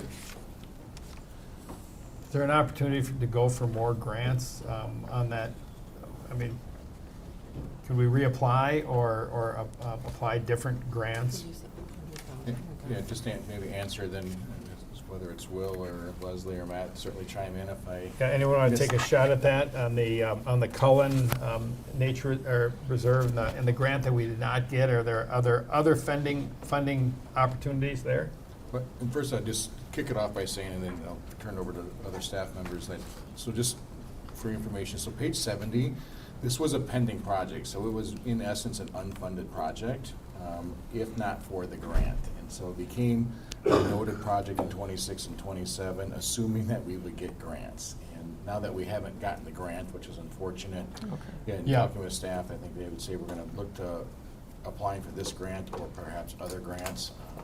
So it has been kind of that unfunded project, but certainly we hear council, and I think we, as staff too, we understand the importance of it, because that's. Well, thanks for that clarification on that Staff too. certainly. I can certainly jump in a little bit. Yes, unfortunately, we didn't get the state funding. A lot of the funding moved over to research, so a lot of that pool of money ended up going to the U and the DNR, big lake studies, that sort of stuff. So these city-specific park-like projects just got bumped down the list, unfortunately. Right. There are always funds available, grants available for restoration, specifically related to invasive removals, installing native seed, performing the restoration. A lot of where we'd be missing on funds is parking lot build, trail, signage, the physical stuff that would need to go into the park. That was the bulk of this ask in the bonding that we got denied, so unfortunately. Thank you. Paula? I guess I just wanted to follow up on Rebecca's comment on, since we got the $400,000 in bonding for the skateboard, is there any opportunity to reallocate some of that money, to this project or others? That would be lovely to kind of consider the possibility. My understanding is that skate park money is solely dedicated to skateboard facilities. Yeah, but we had 1.1 million. Yep. And we're gonna be starting a master plan process for that whole park to get a better understanding of the expenses. Both Oh, of, so there wasn't money allocated to that. Okay, sorry. Well, I would answer it this way, in that if you bounce between page 70, Right. and then if you go to page, I think it's 35 is the skateboard park. Yeah. Oh, sorry, I must no, that's have not correct. misunderstood. Page was the skateboard? 53. 53, I'm sorry. Okay, no problem. You go to page 53, the funding sources are different, so that's a good point, Paul, in the sense that if we got 400, I understand the question you're asking, is if we got 400,000 in bond dollars, does that free up 400,000 to be shifted somewhere else? And logically, yes, there are different funding sources, so when you look at the page 53, it's the community, so we're gonna have to look at how does that bonding dollars fit into this, because it's a $1.1 million project. The two funding sources would have been the Community Investment Fund and the Park and Trail Improvement Fund. So now that we got 400,000, we're still going to need to rely on the Community Investment Fund and the Park and Trail Improvement Fund for that additional 700,000. And then if you look at the Cullen Nature Preserve, really the largest piece of that was grants. And so it's going to be hard to shift out of the out of utilizing like the Community Investment Fund. Oh, that it doesn't meet the criteria? Sorry, I don't want to belabor it here. Yep. So as far as the community investment fund, it doesn't necessarily meet the criteria yet because it's only been in the CIP for this year. We'd have to go through another reiteration of the CIP for next year. Theoretically, you could swap out the Park and Trail Improvement Fund dollars. So it's 100,000 at least? Or That was $300,000 in the skate park. If we supplement that with the $400,000 grant that came in, that takes away those dollars, and can those dollars then be used for Right, could they be for the reallocated? for the Cullen? They theoretically could be, yes. Okay. It doesn't get you the full project All the way there, No. right? but But it it- gets you some of it. And if we find I think other bits and pieces, maybe. first I'd want to see kind of that master plan of the skate park first, because hopefully it's $1.1 million and not 1.4 Five, or yeah. 1.5 on that end of it Yeah. as well too. So, But I think, said another way, I think, okay, we didn't get the funding we were hoping for. We did pick some elsewhere. We potentially could pick some of that up, but our interest and commitment to doing Cullen is not, we're not taking that page out and throwing it away. What we're saying is, okay, well, we may have to push things out a year and find different paths for funding it, but I don't think we've lost it as a priority. Is that a fair statement? Correct, yeah. And that's clearly a council decision too, but I mean, Right. that's the nature, think how many times in a council meeting over the year, we say, well, we're gonna approve this and we're gonna amend the CIP. And the CIP is a guide, it's not, boy, this is it and you have to do it this way, period. I mean, we amend the CIP all the time, and I think, okay, we didn't get something, so we're gonna amend we're amending the CIP, but, the CIP has flexibility. I think that's a key point.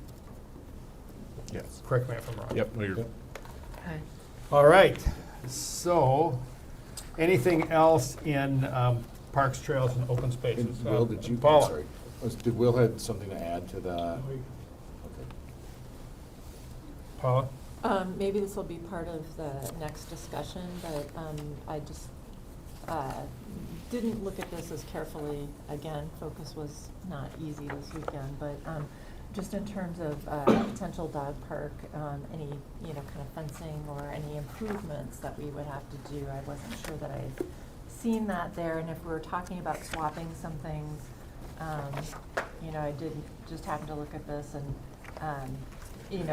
Maybe there's some things we can look at in terms of the Red Barn analysis, because I think there was one done fairly recently, so it doesn't need to be done again this year. Again, looking at I was looking at ways for the Cullen thing, the exact same thing you were looking at, Rebecca. So, but we can, I don't necessarily want to get into weeds in that here, but if there's a way that I can, ask some of these questions later, that would be great, because I don't want to take up our time here too much.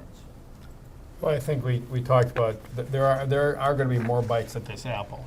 Yep. So, Yeah, but yeah, I have some questions about that and some of the, kind of the park master planning and things like that. And again, a lot of this is tied up with the off-leash dog areas, and I looked at this stuff after we spoke, otherwise I would have hit on them. But so, again, I don't want to belabor things tonight, but just as long as, with the, going forward with that understanding that we can bring this forward again before we're kind of coming to the point where, okay, we have to say yes or no, and then I don't want to be the one saying, well, what about this? So that's, I guess, my concern is that there's an opportunity to, kind of get to some of this before we get to that, okay, now we're making the final decision, if there's some sort of intermediate opportunity before then, so. Gotcha. No, I think this is really that's Right. what you just mentioned, Paul. That is really the purpose of tonight, is to, again, have these conversations. And I think, staff is taking notes, and what I hear council saying is you want to look to find a way for Cullen. So that's something we'll note and bring back to you at the next time you take a bite at that apple again. We'll bring you some solutions and some thoughts back on that, and then anything else that is mentioned tonight as well.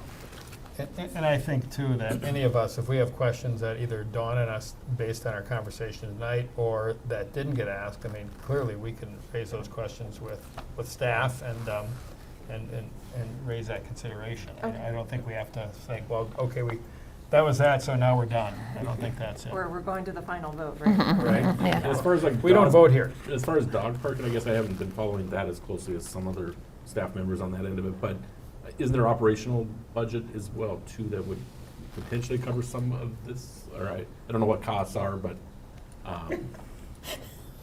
no? Yeah. I mean, to answer your question. I've seen Will's yes. budgets before, there's gotta be, no. Yeah, there's so much money in there. I think. Yeah, well, that's Gets- what I'm worried about, because you're flat. She's like Richie Rich with dollars Yeah, cents right. and all I that. mean, we haven't programmed much in there for it, but yeah, based on the discussion, that's something we need to talk about. After this, that discussion will cover some of that too. But we don't necessarily have anything in the CIP We do not. for anything like that for this upcoming year, so. Okay. I have a easy question, I think. Go for it. Why? An easy question. Why is the refrigeration for the Ridgedale Commons so cheap? There's 200,000 in there for that. Isn't it more expensive than that? When you're thinking about the ice rink. It would, What's after your what? name, Rebecca? What page are you Yeah, on? it's just the actual mat system. Oh, Yeah. okay. Oh, it's not, okay. Portable system. portable. 67. Okay. Because that'd be cool if we could get that set up, but I was like, no way, that's only 200. Okay. All right. Yeah, let's do it. I will just comment on that as well, that if we had to cut that or to get, more fund options in terms of funding some of our other priorities, I think we need to maybe put that on the table for discussion if it comes to a real hard thing, given just some of the issues, that I love the commons. I'm just, I'm concerned about whether if we build it, they will come. I hope they will, but, I do have some concerns. Very good. Anything else? All right, we'll move on to major equipment. Lots of cool stuff in here.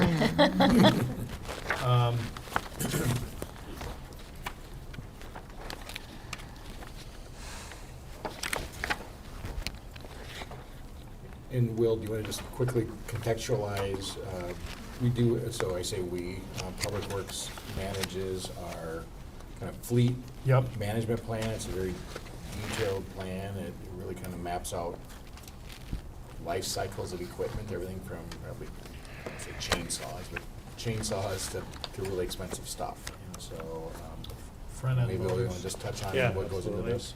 Yeah, so when we go through our fleet management, I mean, essentially we look at everything. When it comes up for replacement, we have a general replacement schedule. Doesn't mean we automatically replace it. It depends on the condition, where we're at, so we make sure we're optimizing the full life cycle. Plow truck, for example, we've got it 15 years. We had some delays during COVID, and we delayed a few things last year, so we do run those longer at times. Some are at 17, getting to 18, and so we just make sure the equipment's running. We're not going to have breakdowns.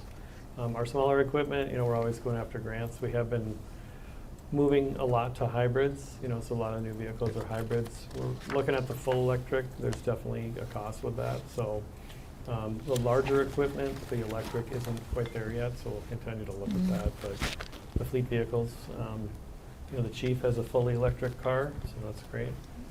And that's our most recent. But just making sure we replace it at the right time and we're not being wasteful in any way. Excellent. Well, go.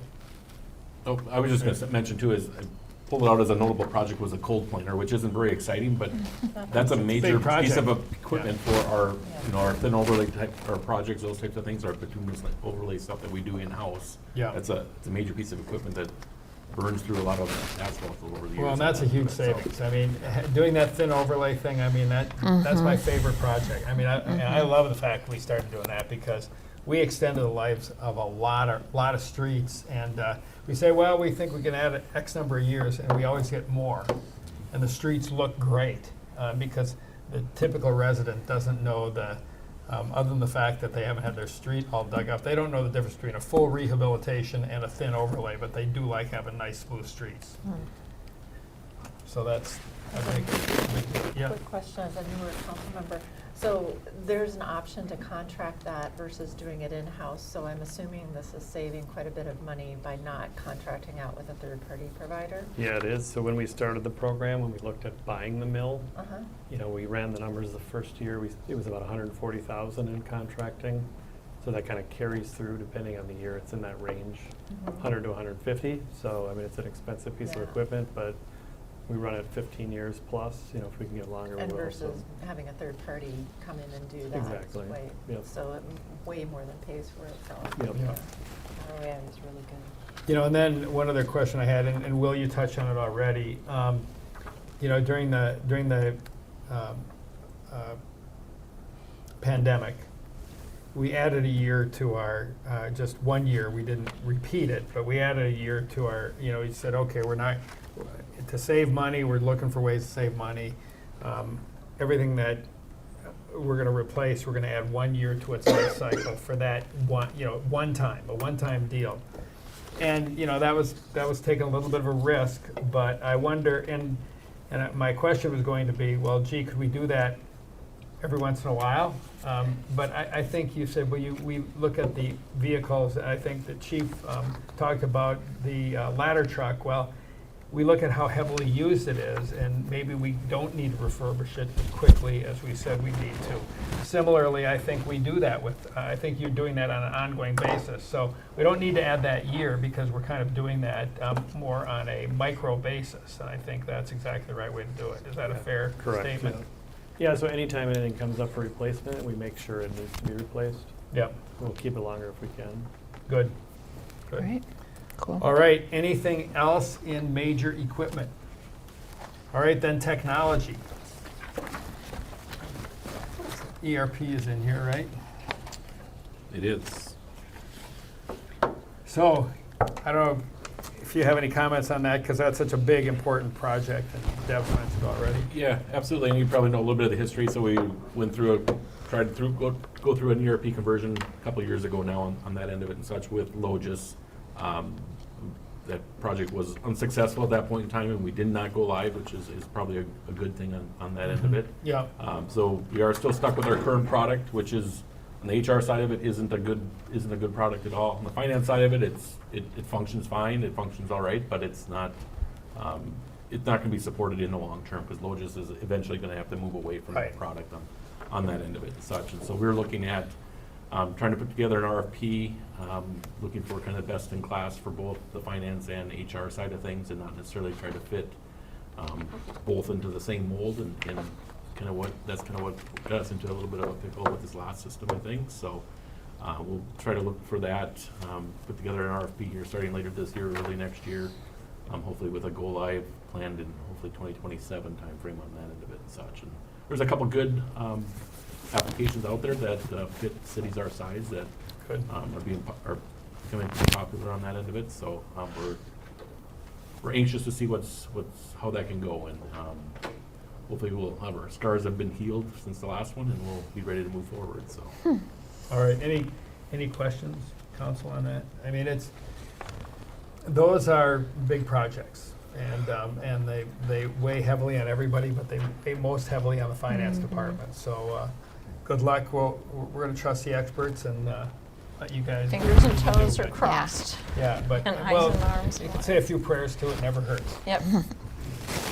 So, anything else on technology? Anyone? All right, then we go to local street improvements. A big part of the CIP.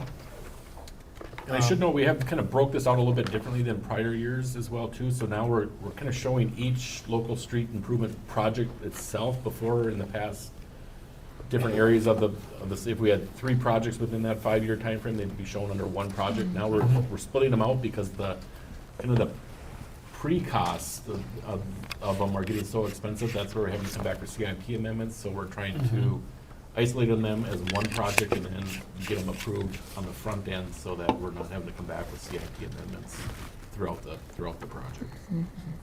Makes it a little easier to understand, adds more projects to the book, but hopefully you can. see But a but little I bit but I easier. think having a list like we have on page 115 and being able to say, oh yeah, okay, this is where this is happening, what we're doing. I think that's more informative for us. Because we do get questions from time to time, and if we go back to our CIP book, we might even be able to Yep. answer it. Yeah. And there is a map as well, too, in Yep. your books that has the layout by over the next 5 years of where those projects are happening as well. Very helpful. I had one thing. Yep, on Deb? page, I think 119. Okay? So I just started thinking about, burial of utilities during road and trail. And, there's the Three Rivers Park District trail coming down Baker Road. And I know that it's going on the west side of Baker, but the utilities are on the east side of Baker. And so I was just wondering, is that it? Would they change that? Like, would we bury them? Or are the utilities going to remain above ground just because of how that works?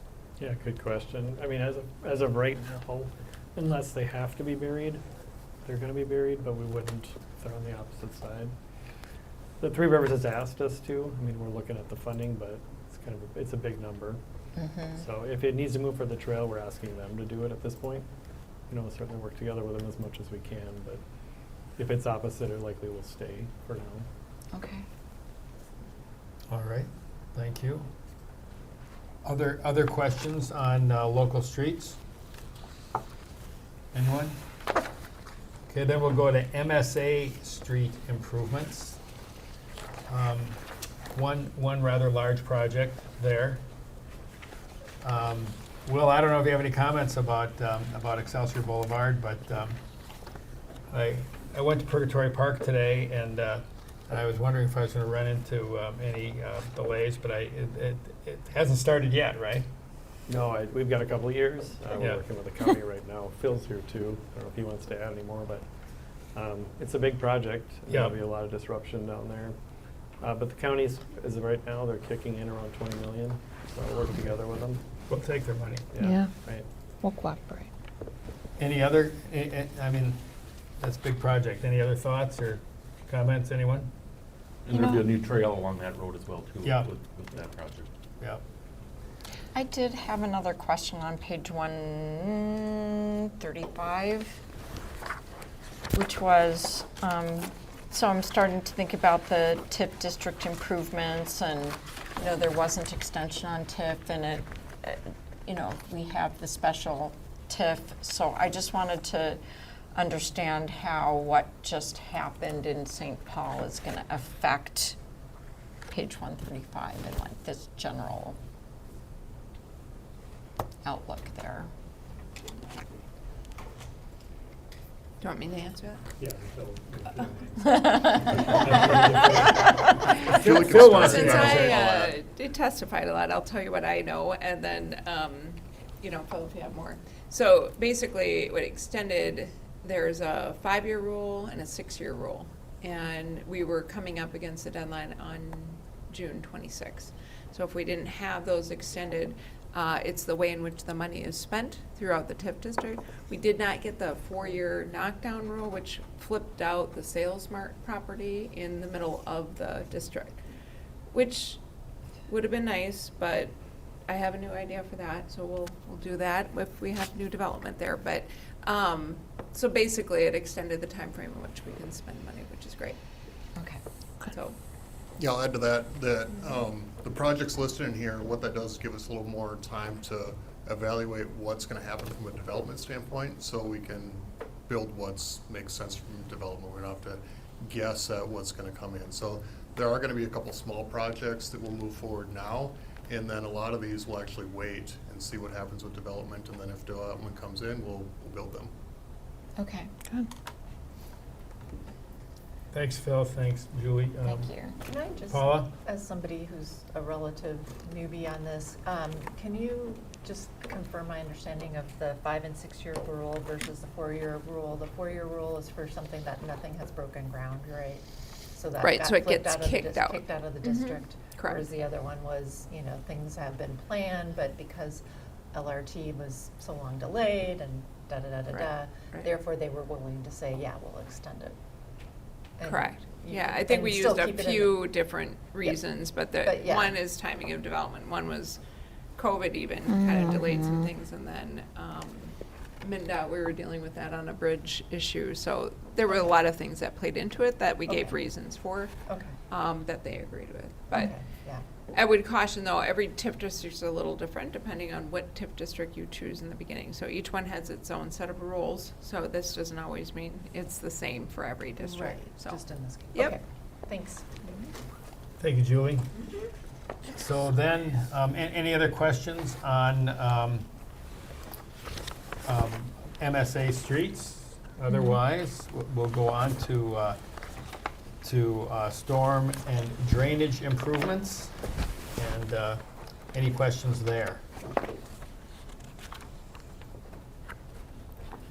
I had a water main break in my neighborhood, and I want to tell you that our Public Works team did an outstanding job. They were very prompt.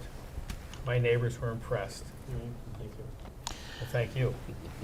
I mean, I just have to say, we can whip through these sections, which is so great. I think other cities have a different experience because of the forethought of our predecessors and in really structuring this so that we have a fund and we have a plan and we don't have to make tortured decisions about what work we're going to do. So I Yeah. appreciate that so much. Yeah, Yeah. for sure. Yeah, I mean, this book is really, I mean, it really is a tool that we can use throughout the year. And, I mean, we usually have, when we have questions, we usually call Mike. But the reality is, a lot of the answers are right here to the questions we have. Because Mike does pull this out every And once you in a can while. still call. Yeah, well, we'll still call. We'll still call. But anything on storm drainage? We have our stormwater utility. When I started out, that was $3. It's a lot bigger now. But yeah, Boy, you have a good memory. Yeah. on some things. I couldn't tell you what it was when I started. When I started, it was zero. It was zero. I And was so gonna say it. we implemented it. Yeah, And, well, thank and you. And it was controversial, but we got it done, and it's been the right thing to do. And if there's anything I've learned, there's always more stormwater projects to do. Maybe now, this month especially. I do have a quick question. Paula. And I don't know if this is impacted here, but I have a resident who's been in touch and is dealing with the railroad in terms of some stormwater. Is there any budget implications for us, for the city, that could be possibly coming down the line for that? I just wanted to make sure that For the railroad, no, not for that specifically. Zip one, okay, so it's Yeah. nothing that we're gonna be having to. No, and honestly, we have some budget for things like that, where we'd go clean it, but since it's a railroad, we can't. Right. Yeah. Okay, I just wanted to. Nope, nothing Yep, additional. thanks. And railroads are particularly easy to work with, right? Well, Yeah, the easiest. Yikes. all right, I think we're getting water and sewer improvements. And Brad, if I Yeah. could just, I'm sorry to Yeah. interrupt you, Go just, ahead. and Paul, if you turn to page 146 to maybe Paula's question, Will, maybe correct, Will or Phil, correct me here. So we do have, like, for stormwater, on that page 146, it's really kind of a placeholder dollar amount, so Okay. that kind of, those are monies dedicated for, something happens that we aren't aware of. Certainly, as you know, we go through a lot of effort of planning, but there are things that just pop up, and this page covers that. Thanks for that, Mike. Thank you. Sorry about that, thanks, Brad. No, that's good, thank you. I mean, yeah, there's a handful of projects we've seen, and we've had people come and talk to us about them, and they're in the book, they're unfunded, but there's some pretty big things that are on the docket, and when they're not funded, doesn't mean we don't care, it means that, well, we're looking for funding. Yep. So then, water and sewer improvements. And Will, how many water main breaks do we have a year now? Because I know we've been making a lot of improvements. Have our numbers dropped? Yeah, they've gone down a lot. We were in, 90-ish. Yeah. Now we're down to maybe 40 or 50. That's great. Depends on the year. Yeah, we had a bunch last week. I don't know what happened, but Yeah. that brought it up a little bit. I think we had Okay. 3 or 4. I don't know what happened. Yeah, we're down around, I think we might have even had 35 last year. Okay, that's really good. Because I mean, I remember telling people we had over 100 a year. And we used to. And yeah. they're over 10 grand a piece, so that's $1 million. So Yeah, and I assume they haven't gotten cheaper. It was like winter No. in June last week. That's, Yeah. Yeah. And Yeah. That's a bad concept. Don't Yes. bring that one up. And the reconstruction program's helped a lot. So we've hit Yeah. we've been hitting neighborhoods like Tiger Woodcroft's a good example. Phil and his folks, when they're fixing that stuff, I mean, that makes a big difference. That's where a lot of those breaks are. Yeah. All right.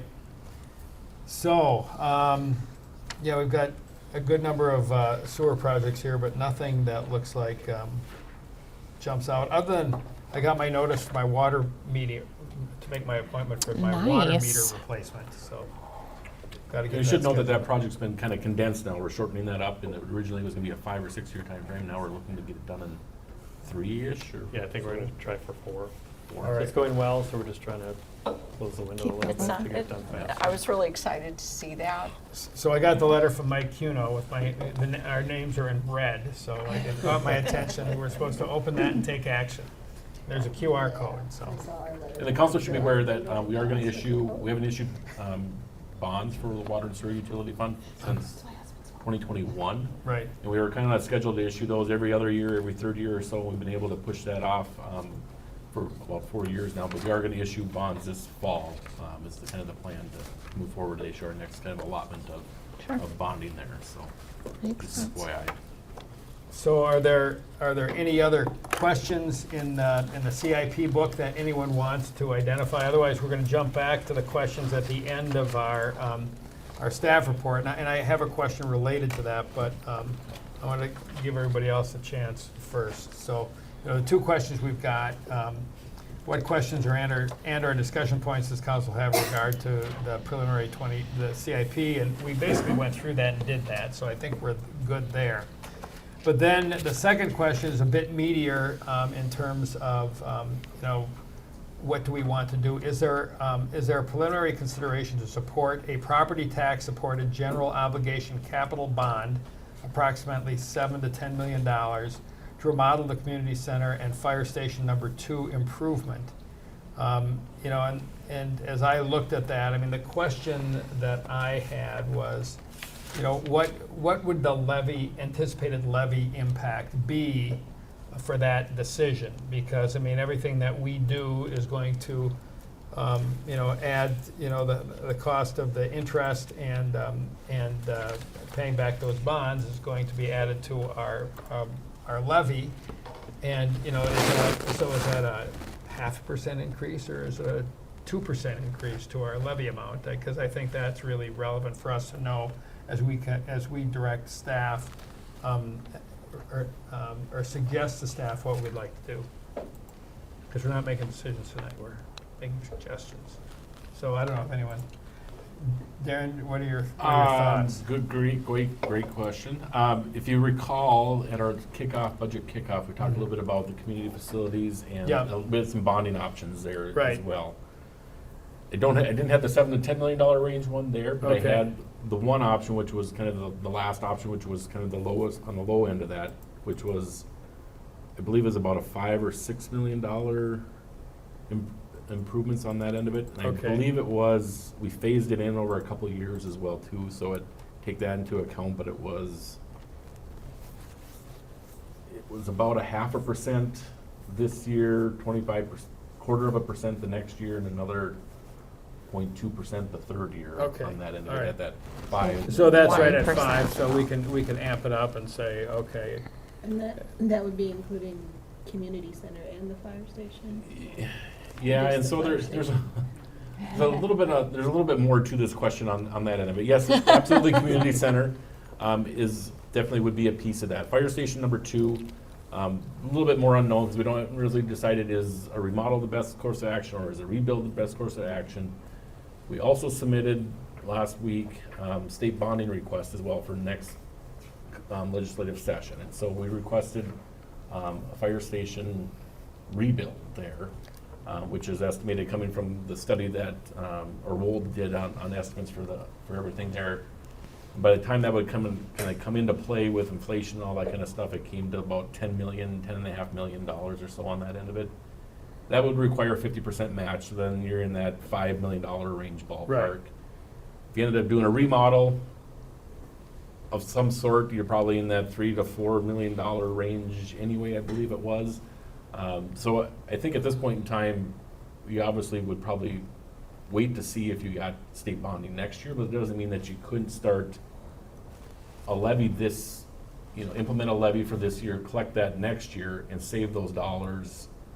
Now you're stepping into a levy basically one way or another on that end of it, because if you got state bonding a year from now, we'd have to levy that $5 million to begin with, and now you're kind of stepping into it, couple 2 to 3 year plan on that end of it, saving those dollars and then using those dollars to pay for your share of remodeling costs or rebuilding costs or community center costs on that end of it as well too. So and so that's part of the question. Part of the that I question, have right. is I mean, so as I look at this, $7 to $10 million sounds like quite a bit, but we're looking at some pretty expensive things. If we said, if we wanted to ease into it, say, okay, well, how much is a community center, or how much would the fire station be, or we know funds are fungible, so if we said, okay, well, we're comfortable with X, whatever we would say, and we did get bonding money, then could we maybe say, okay, we want to do the fire station now, and want to wait and see on the community center. If we got the bonding for the community center, maybe we could slide some money over. Or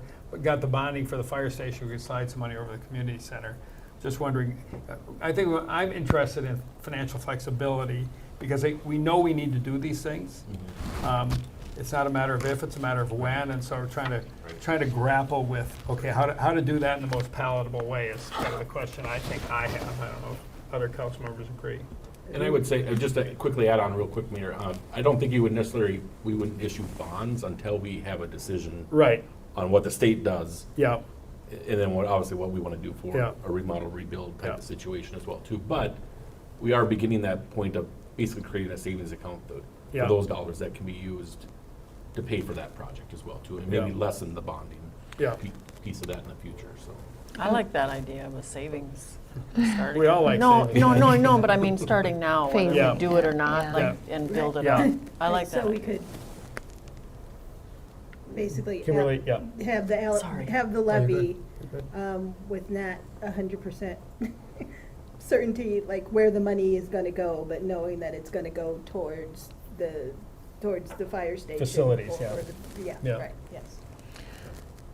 I mean, if I Rebecca? think about that study session, I think the consensus was we really felt that the community center work was urgent and that we needed to get started on, particularly Fire Station 2. And so I think that was theoretical. This is real, right?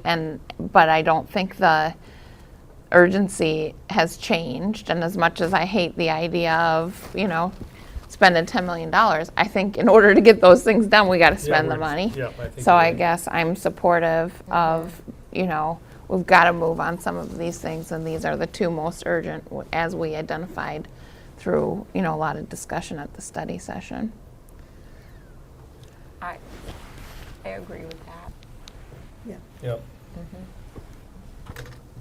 With these projects, I mean, the timing is just never ideal in terms of securing the funding, issuing debt, aligning that with design and bidding and project start. I mean, we're really at the entry level of all this, and so Right. what we're trying to do is be really kind of thoughtful and deliberate about how do we get from point A to point B on this. Right. And we have a lot of unknowns yet, and that's always the difficulty in this conversation is, from a timing standpoint, even council, if you say, yeah, let's go today and improve the community center, let's do something with Fire Station 2. Aside from the funding element of it, we're probably 18 to 24 months away from actually getting to a final project. And Right. so between now and then, I think the question that we're ultimately raising is, should we be proactive in our thought process and start phasing in perhaps a tax levy for an eventual bond issuance? We're not saying today, let's go out and bond for the money, but knowing that these are pretty significant projects on the horizon, we're all trying to do our part in, how do we best plan for that? And how can we ease it into it, have Yep. some financial flexibility? Certainly the bonding dollar request, that's certainly an unknown. It's always an unknown when you do a bond request at the Capitol. In a perfect world, we're going to ask for the bonding monies, and we could get $5 million next year, and that certainly kind of gets us closer to knowing what that path looks like. But we also want to plan for what if we don't get the bonding dollars? Right. What does that look like? Well, I think to your point, Mike, is that, the one thing we can be sure of is that the longer we wait, the more expensive it will be. I think that's the one thing we know with certainty. The other piece of it is that the point you made is there's never a good time to have to increase your levy to pay debt, and you never feel really good about adding bonding money to your budget, but we know we have these needs. We've got to get them done, and they're not going to get any cheaper. So let's own it, and then as we work through future budgets, the reality of the bonding that we're going to take on will affect our attitude towards some of the things that have to be in those future budgets. But that's it. But kicking the can down the road is not a solution, because it's going to get more costly. We've already kicked the can Yeah. down the road here for a lot of years. Really. Yeah. And this is really the heart of our community, this building. And so. So yeah, I think I'm hearing pretty general agreement, everyone. My only, concern and that my wait and see kind of thing is to see how our overall levy is gonna be. Like, if we're looking at like last year, we backed off of the marsh and some of those things because we were looking at going way over 9%. And we do have, a significant portion of people here who are on fixed incomes and only increasing more and more as our population ages, and we just need to be, looking at that as well. So for me personally, at least, I would look at it as a balance and looking at where we are overall with everything else before I would say yes. Ideally, yes. Well, I think the answer to this question is, are we willing to consider it in the preliminary? So, Right, yeah, they'll bring us a consider it. number, and if it's, Right, exactly. 15%, we're gonna say no, no. So. Yeah, no, I understand that. I'm just, kind of reiterating that any final decision would, certainly willing to consider it in the context of the overall levy. Yeah, no, I think Kimberly said it well. We don't have all the facts in front of us. Right. But we recognize that this is work that needs to get done, and we're going to have to figure out a way to pay for it at some point. Clearly, we don't stick our head in the sand and say, well, okay, no matter what, we're gonna do this, because we don't know what that levy number looks like. And, you know, I mean, the best surprise is no surprise, but we do know that there are surprises out there, so that can affect an ultimate decision. So I hope that's helpful. Yeah, it is, thank you, Councilman. Just to your point about how things get more expensive over time, you go to page 73, and more importantly, 74 in your budget book. You know, this comes up often in our conversations just about trail segments, because we do hear from the community about trails and what trails are being planned. Right.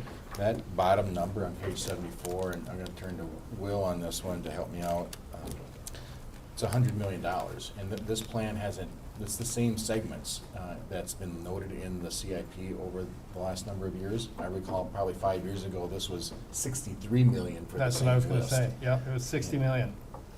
And so in the last 5 years, it's grown from 63 million to 100 million. So I think that's all weighing on all of our minds of costs. Yeah. And what that looks like in out years. Yeah. Sobering. So I think we provided the direction you were seeking. So now we still have a couple more agenda items. So are we good on CIP? That brings us to the off-leash strategy and guidance plan update. So, Mike?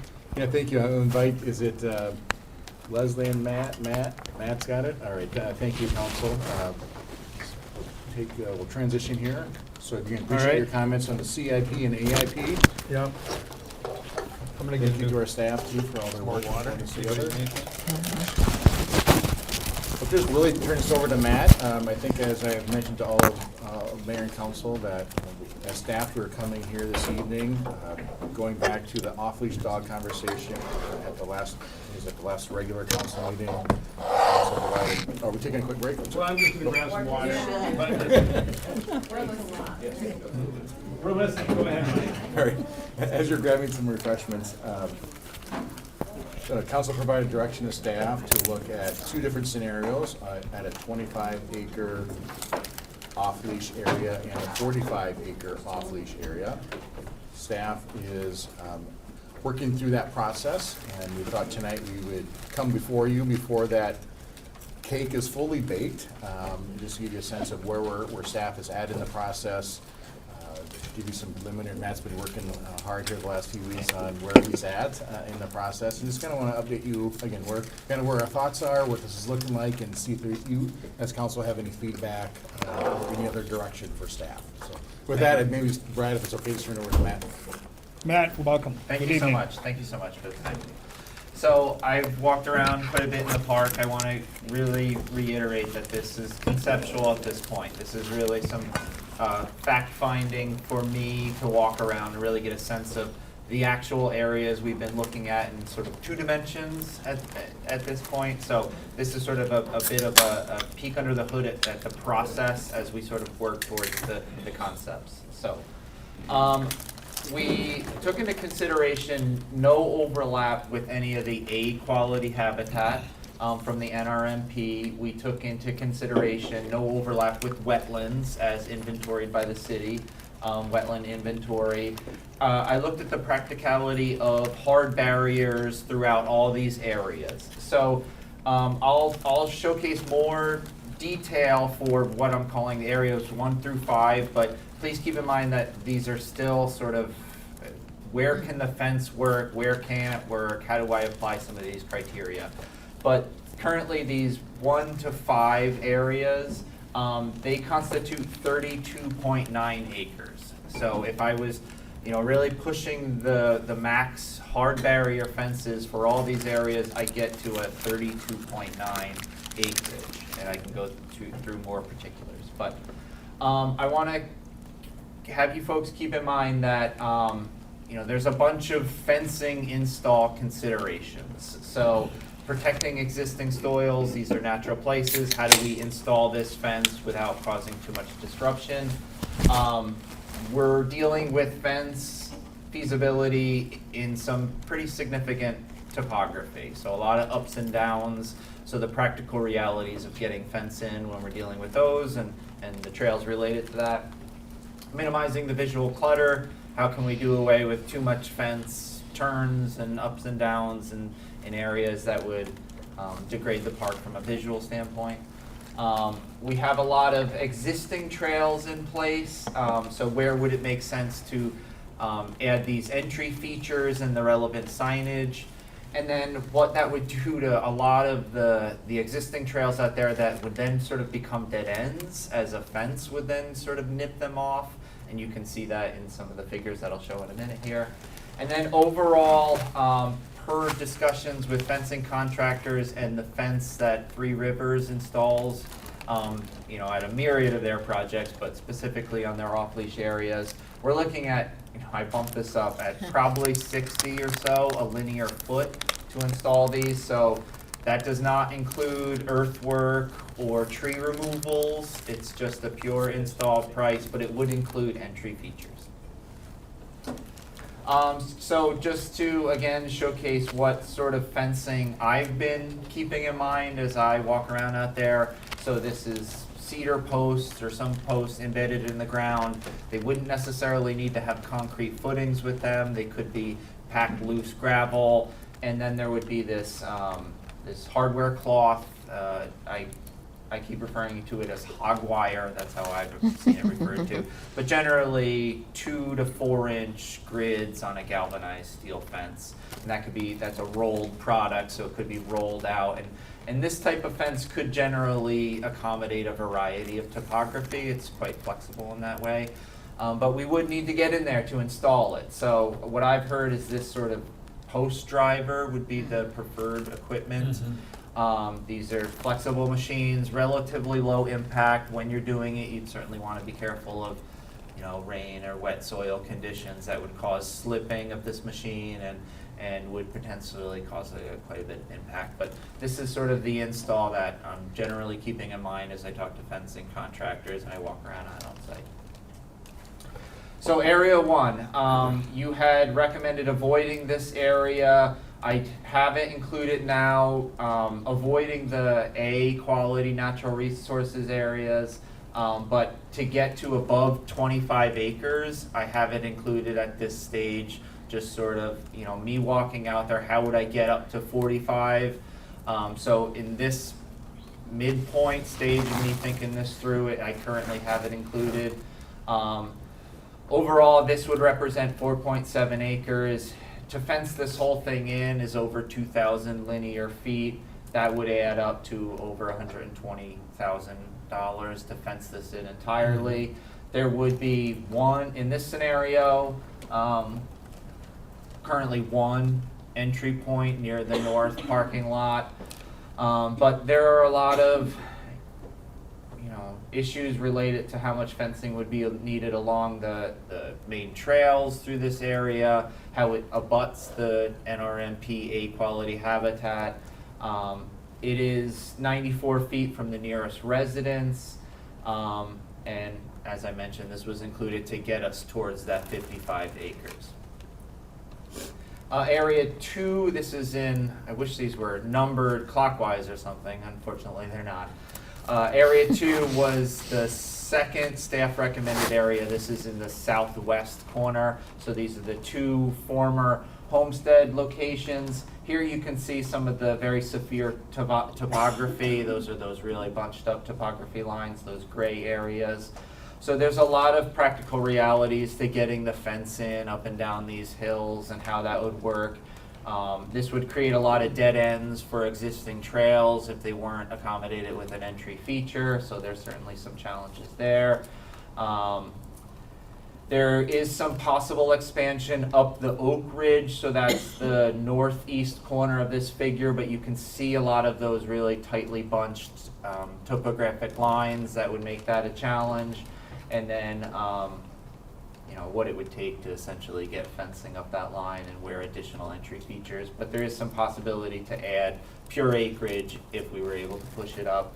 So 3,700 linear feet of fencing for just over 10 acres of an off-leash area, and 99 feet, almost 100 feet from that corner, northwest corner of this particular area. Area 3, this is just adjacent to that, along the creek. 8.7 acres. There is some pretty awkward existing trail networks there that move really close to some residential properties. That sort of,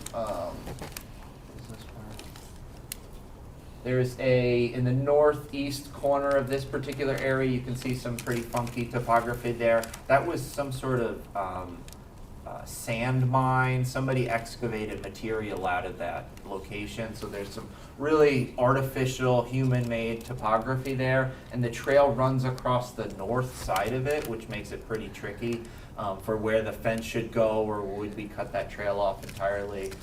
So certainly a lot more thinking needs to be done on that. There is a wetland, sort of an ephemeral perched wetland in the middle of this area too, that would make it challenging through there.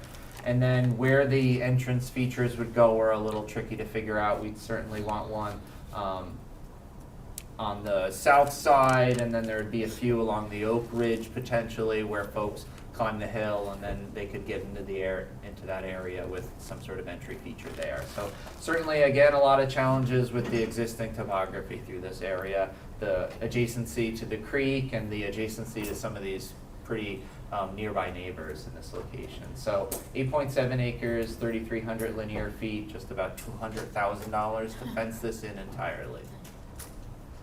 Area 4, this is in the northeast corner of Purgatory. So there is some opportunity to expand this towards the parking lot.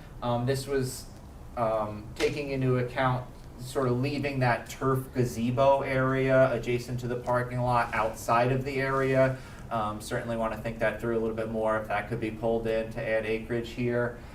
Here you can really see the trolley line, the old trolley line with this topography here, where it's really bunched. That creates some challenges, both in terms of the fencing install. These are very steep slopes and the existing soft soils there, but then what the trail network could do in there. Could you come along that east side and get down that slope without a staircase, frankly? It would be very challenging, and it could lead to some sort of in and back trail decisions rather than circulating through there and be able to get up or down those very steep slopes reasonably. So that would create some challenges. This does include some natural resources master plan area A. That's that pink area, Maple Basswood Forest in the northeast corner there. But just how much we heard from this being a potentially reasonable spot, and sort of thinking through where the fencing could go. So there is some opportunity for additional area here. 2,700 linear feet of fencing, 4.7 acres, about $157,000. 70 feet to the nearest resident, that's that southeast corner of this area. There's a resident. We're the resident, the fire station's to the east side, but there is a home to the south there. And finally, area 5, this is in the northwest corner, 4.7 acres. Again, oddly enough, there's 3 of these locations that ended up being 4.7 acres, which is a weird coincidence. 2,100 linear feet of fence to fence this whole area in. This area is tough to assess because of how dense the brush is in there. Right? Like for me to plow through and walk, the ideal fence line is a little tricky up there. I can wear my safety goggles as walking through the brush. But it is fairly close to the residents along the Purgatory Creek, just northeast of this location. Currently, I show it at 44 feet. We'd want to consider that more closely if we would want to be close to the residents that way. So again, adding these 5 areas up, it's just under 33 acres in total. If we were to do all of that in fencing, it's $830,000. This is preliminary. This is me walking, trying to get a sense of where the fence could go, where the entrance features would go. Sort of, the idea here tonight is to get some of your initial feedback on some of the realistic site considerations and the practicality of getting some of this fence in some of these areas. Yeah, and just sort of a high-level perspective from us. Again, the planning goal for these public lands is really to balance natural resources, the preservation and the restoration with human use out there. We want to support the interests of residents to use our park spaces, and that sometimes requires a compromise at times on certain land uses. Preservation of our natural resources generally means not transitioning to turf or built infrastructure like a ballpark or a picnic shelter. And I certainly want to pat ourselves on the back in terms of some of our past habitat restoration processes. These demonstrate that we can convert lower areas into high quality areas through the restoration process, and using our staff and our amazing volunteers and the budgets that you folks provide us to do this work are really spectacular. So through this investment and commitment, we would continue to do that in the future, certainly. But just some staff perspective on how I think about this, how I process making these decisions of what should go where. Mm-hmm. So, feedback, questions, changes for me as You I go work through back this. Of to course. that, yeah. So the red on here is the A quality habitats. Yep. And then that stipply area are the wetlands. Mm-hmm. Well, I can start. So I have walked Purgatory Park with the Friends and with the Paws for Parks people. And, you know, so gotten the different perspectives. Like my initial thoughts from looking at these areas, it would be nice if area 2 and 3, like if those could be connected so that it's one, so, because what we're hearing from the off-leash dog users is that they're using these trails, they want the trails, they want a trail. Contiguous trail. Contiguous trails, like to be able to walk 4 miles or whatever it is they do for a day. So having a lot of separate areas, then we start to get into the more traditional dog park, fenced-in area where problems can happen. Yep. So I think we want to avoid that. The drawback for area 2 and 3 is getting to it. So like I was initially, and I haven't abandoned the idea of the like area 4 and area 5 and being able to like park and immediately have a gate or something that you go on in like just completely separate direction for the off-leash areas. Again, I don't know the trail network, you know, I'm not sure. So basically, obviously, there's no perfect answer, but like if we could have the trail networks of 2 and 3 and the location of 4 and 5, that would, so that's sort of where I'm leaning. And then just looking, I 100% understand why we're talking about completely fencing in these areas, but considering if there are places where, you know, where soft fencing and the topography is where it's not required. I agree with that. I think PAWS people are looking for contiguous areas, and this doesn't accomplish that, but it also, you know, when you're looking at the map and you're looking at the wetlands and we're saying, you know, they're off limits, then there's not really, you know, they've been sort of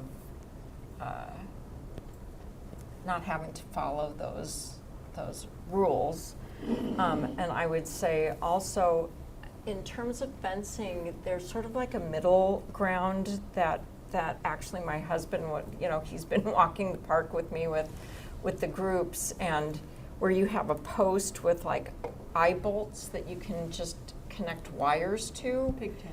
Huh? Pigtail. So you just don't, it's less permanent, and you can sort of configure it how you need to depending on, you know, traffic patterns or whatever. It sort of delineates space, and you wouldn't even necessarily have to have the wire, but it might be, you know, I don't know if it'd be more or less expensive, but It's an alternative where you don't need the hog wire all the way through. So I'm thinking that there might be ways where you're just indicating the space without actually a fence everywhere. But I agree with you. I think the soft fence, like, I'm not a stickler for hard fence everywhere. I know that is not how all of my colleagues feel. You know, I got my shoes muddy today at Purgatory Park and walked it. And I would say to my fellow council members that if you have not walked the park, walk the park. You can't make a good decision, in my view, after today. And I've walked the park previously, but today was very instructive for me.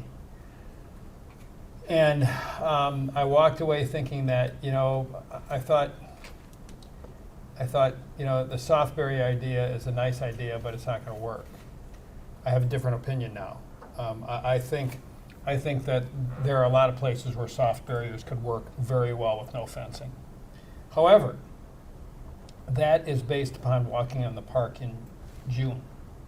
You know, there are places I walked where the reed grass is probably chest high today, and if I go there in August, it'll be over my head. If I go there in May, it'll be ankle high. And that's relevant because when you're using soft barriers and you've got a dog that stands 2.5 feet high, you know, no sight lines means no interaction with dogs. If they can't see another dog, they're probably not going to chase after another dog. But again, seasonally, the circumstances you get in these in these casual, non-main trails really changes seasonally. Now, the usage of the park really changes seasonally too. So, I mean, the things that we've asked you all to do, we've given you an impossible task. Yeah. I mean, you know, We it know is it. an impossible task, and so Thanks for thank you for being good sports, because it is an impossible task. But I really urge if you haven't been there, go there. Ideally, go there, even though Heather Holm tells me, well, this isn't a yes or no or two sides. This is two sides. I mean, there are two different perspectives on how the park should be, and whether she likes it or not, that's the reality. There are two sides, two opposing views. And, you know, we have to find a compromise to recognize that both perspectives have validity.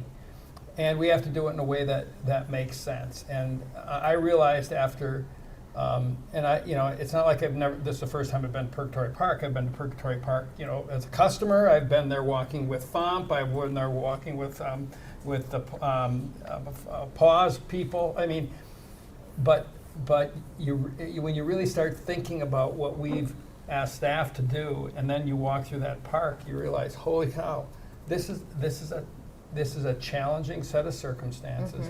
But if we can get these groups to compromise, I think we can end up in a reasonable place. And so, you know, I just urge everyone to walk through it so that you can be knowledgeable, and then we can together make a decision that isn't designed to keep everybody happy, but is designed to be fair and reasonable to the different perspectives that are represented among our constituents. I think, you know, bushwhacking a little bit is also really important. Yeah.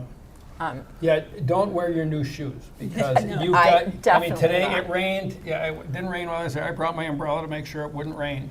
But I mean, I had muddy shoes. I was going to wear the clothes I had on. I went home and changed. You know, I mean, I got pretty muddy, but it was so valuable. It was so instructive. And I think most of us have done it. Yep. I've walked there. Yeah, several we've all many walked it, times yeah. now. Yeah, I was And gonna also- say, I have walked the park several times. Of course, this is my ward, and so I have walked this park so many times. Yep. You know, so just in case you don't think I have. No, but I would But- encourage you to do it with each group, though. Yeah. Because I they think we have, have. they have very distinctive perspectives on it, and that was what was so instructive.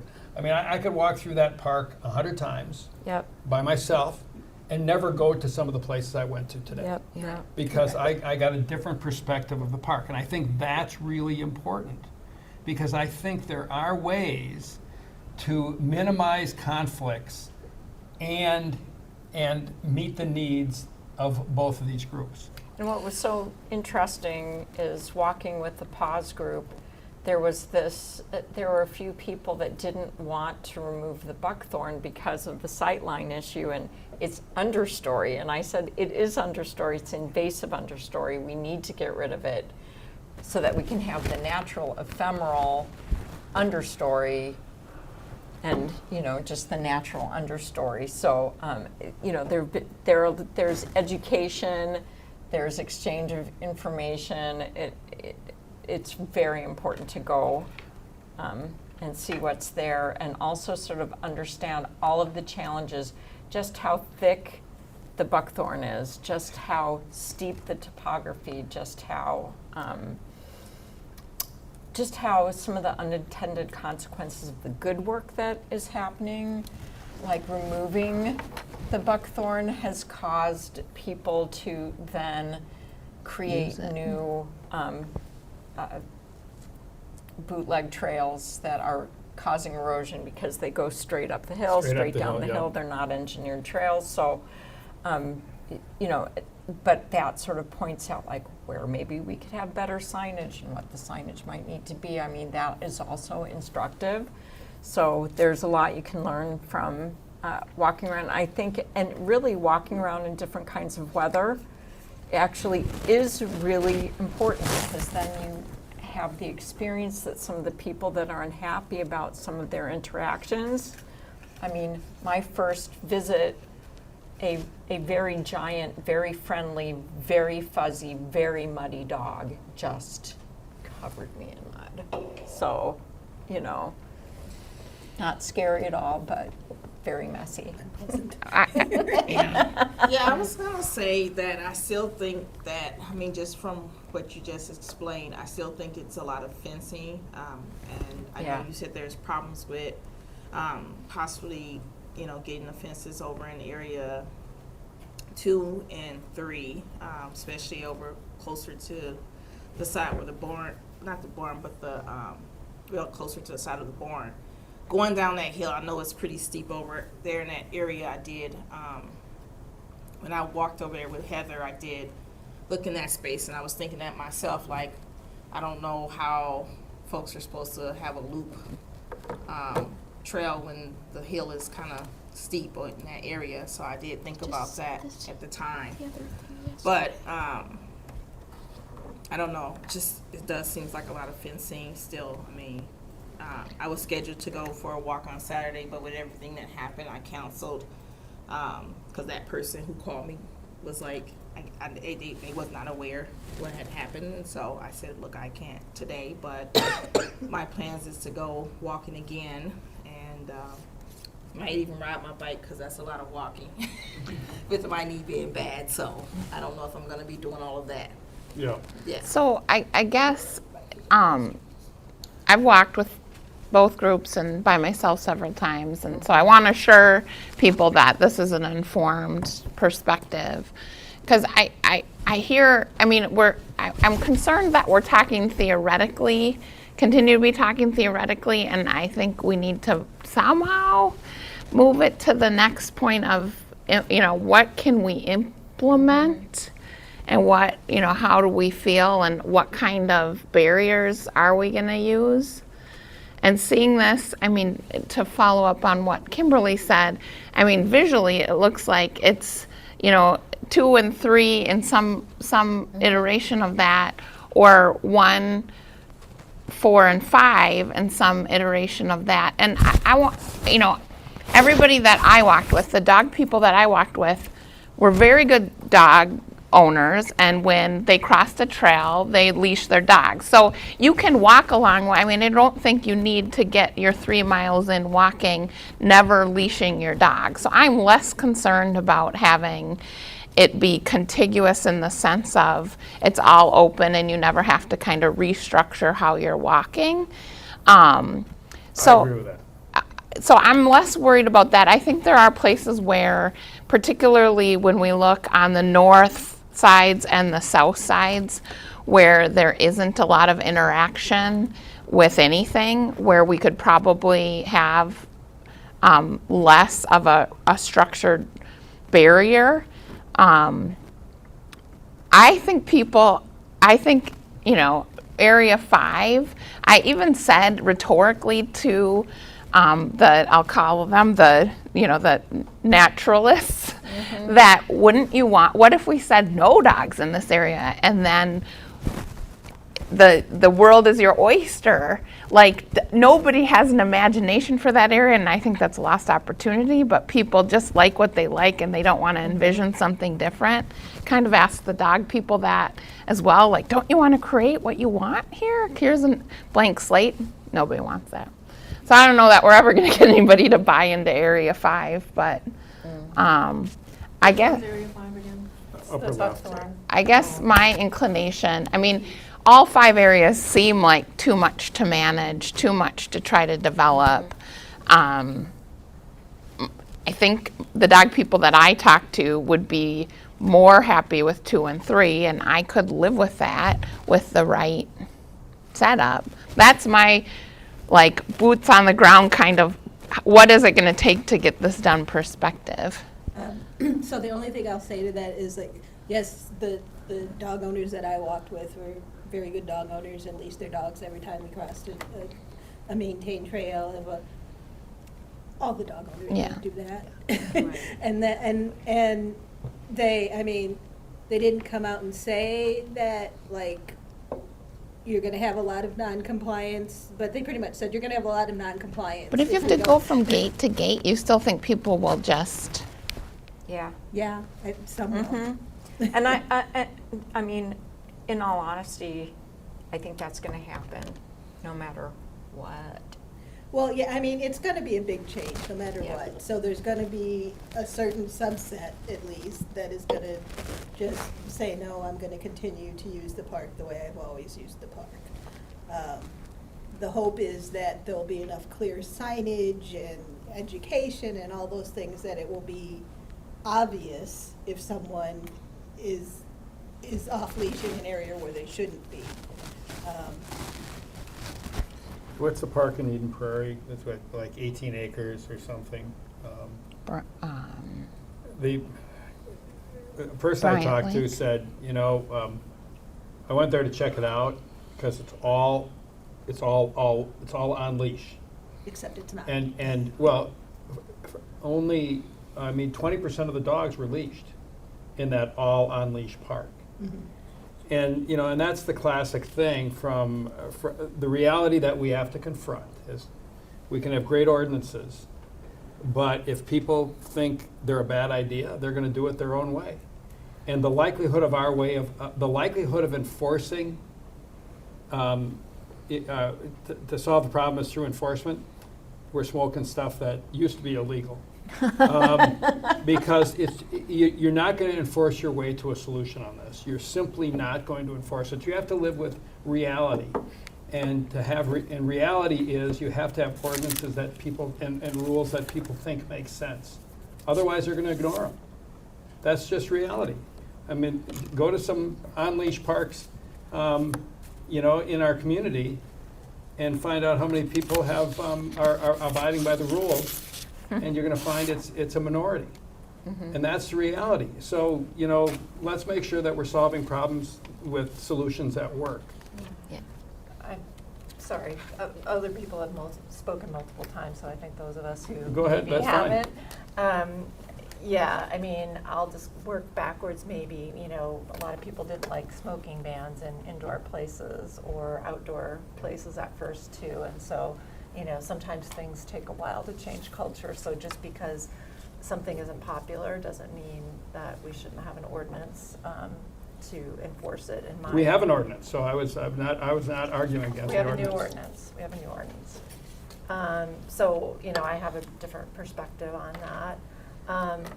You know, I think it could work in terms of, you know, 2 and 3 or the upper ones, and we could maybe combine some of them so that there are, you know, less multiple areas of fencing, you know, having them combined could work. I actually don't really care about having fencing along Excelsior Boulevard. If people are have their dogs under control, they should be able to have them under voice command, and that's on them. So when I hear and saw the research that came from some of the groups that said, you know, this is bad for dogs if we have all fenced areas. And my heart, and because, you know, then it breeds aggression or it can lead to aggression. And my questions are, first of all, if your dog's under voice command, then it shouldn't be an issue. And so what they're worried about is people who don't have their dogs under control, bringing them into fenced off-leash dog parks. My concern is having people who don't have their dogs under control being in unfenced off-leash dog parks, because my higher priority is public safety of our people, not other dogs. And we saw what happened to a 21-month-old several weeks ago, about a month ago now. And that was on a main trail. That was, you know, dogs don't read signs. They're not going to necessarily, you know, look at, and we have negligent dog owners. And we were lucky this time that the dog owner was able to be found after a half hour. What if it hadn't? That child would have had to undergo rabies shots, which are painful and difficult. And, you know, we got lucky that time. So I just would ask, and I understand, you know, the arguments on both sides. I have walked purgatory in all sorts of weather, all seasons, multiple times. And I understand that, but at the end of the day, we are, you know, public safety is job one. And are we willing to sign off on something? Personally, I'm having a lot of trouble signing off on something that isn't fully fenced. No other city, no other regional park even, is not fully fenced, fully enclosed, not one in the whole metro area. We saw in that study that 60% of the visitors to Purgatory right now are coming from outside of Minnetonka. And I mean, I don't think it takes a genius to figure out that one of the reasons, the big reasons, is because of this off-leash dog park, which is known. I mean, the dog that bit that child was from Brooklyn Center, or Brooklyn Park, one of the two. We have people coming from all over the metro area just to this park. So, I mean, personally, I'm having a hard time seeing where, I mean, I'm not saying that I wouldn't be open to persuasion or going out and look and seeing how could these natural barriers in all seasons deter badly behaved off-leash dogs from going and attacking a person and going off into other areas. But I would really have a hard time morally supporting something that wasn't fully fenced, you know, because then if something does happen and a child or somebody else is mauled or worse, that's on me. I've made that vote and I've made that possible. That was my decision. Nobody else's, not staff's, not any recommendation. That's my vote that has led to that. And that's what we're looking at, because it's not a question of if, it's a question of when, in my opinion. So, you know, I understand, you know, the concerns and the desires, but for me, I have to put people before animals. And in terms of even economics, you know, otherwise we're paying and for maintaining a regional park, and we're not getting any revenue stream from it either. That's another thing. If we fence, then we can do what so many other cities do and have, you know, entrance fees and at least have a way to generate revenue, a revenue stream for it. So that's, you know, kind of where I'm very empathetic. I have a dog. I love dogs. I understand why people want their dogs to be able to run. But for me, it's either fencing or having a, you know, also another thing very worth looking at that I brought up is having a dedicated single-use dog park. I just have a really hard time seeing how to support a non-fenced off-leash dog park and a multi-user community park. All of the other off-leash dog parks in the area are single-use parks, and I would, hope that if we want to do that and provide that for our residents, then let's look at, kind of looking at that sort of situation. That would be, safety, that would give the, large off-leash dog areas, and, it would also make sure that, our residents are safe. And then we could also look at, creating a special destination where we do have, revenue generating opportunities there, so. I second that first, that if we're gonna put up that much fencing, I kinda do second that fee for them dogs.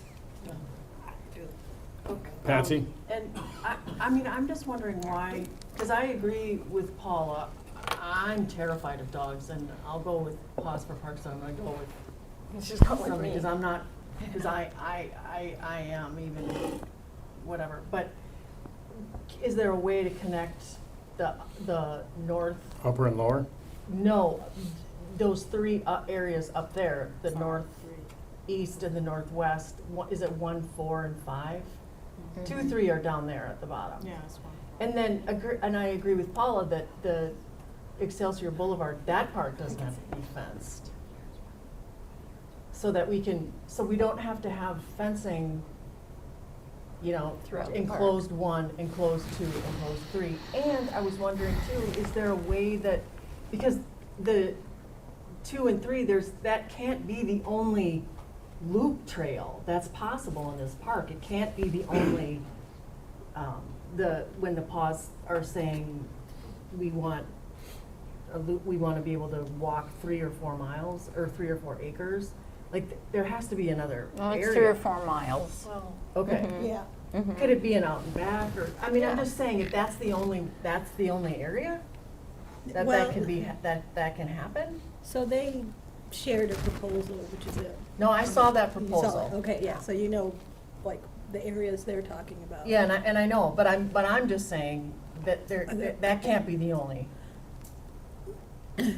No, I just know, like, I haven't walked, like, Area 4 as much, but I think it's maybe not as ideal as far as like a loop trail system. Like, obviously there's trails through there, but as far as being able to go the 4 or 5 miles, I'm not sure, and maybe somebody else could tell me, but, so, and obviously Area 5 is just, we don't know. I guess it could be anything. Yeah. Well, and Yeah. also it feels like it's gotta be 4 miles. You know what I mean? Like, is there any way any leeway around there? I mean, think compromise they're is going to just, be required. yeah. I mean, it's what they want, and I Yes. understand why. And so the whole idea is what's possible. I mean, nobody's going to get everything they want. No.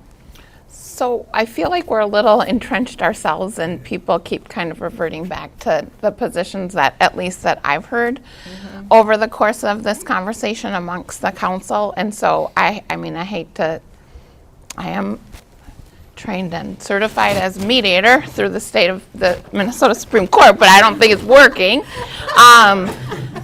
But I think we talk a lot about compromise, myself included, and we've got to start maybe as a council, if we want to get this done, we have to start looking internally to where we might have opportunities to compromise. Because, most of us, I'm pretty open to a number of ideas, but I don't think Area 4 and 5 is going to get 4 votes alone, right? I don't think that's going to work. I don't think 50 acres in the park is going to get 4 votes.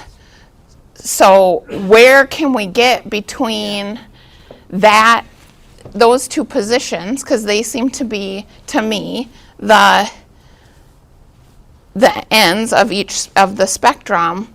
I don't think any of us wants to come back and continue to do this or put Matt through trying to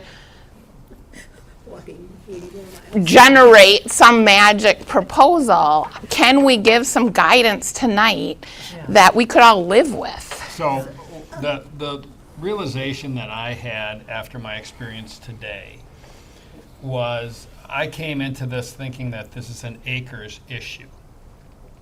And I really realized after my experience today, it's really a traffic issue.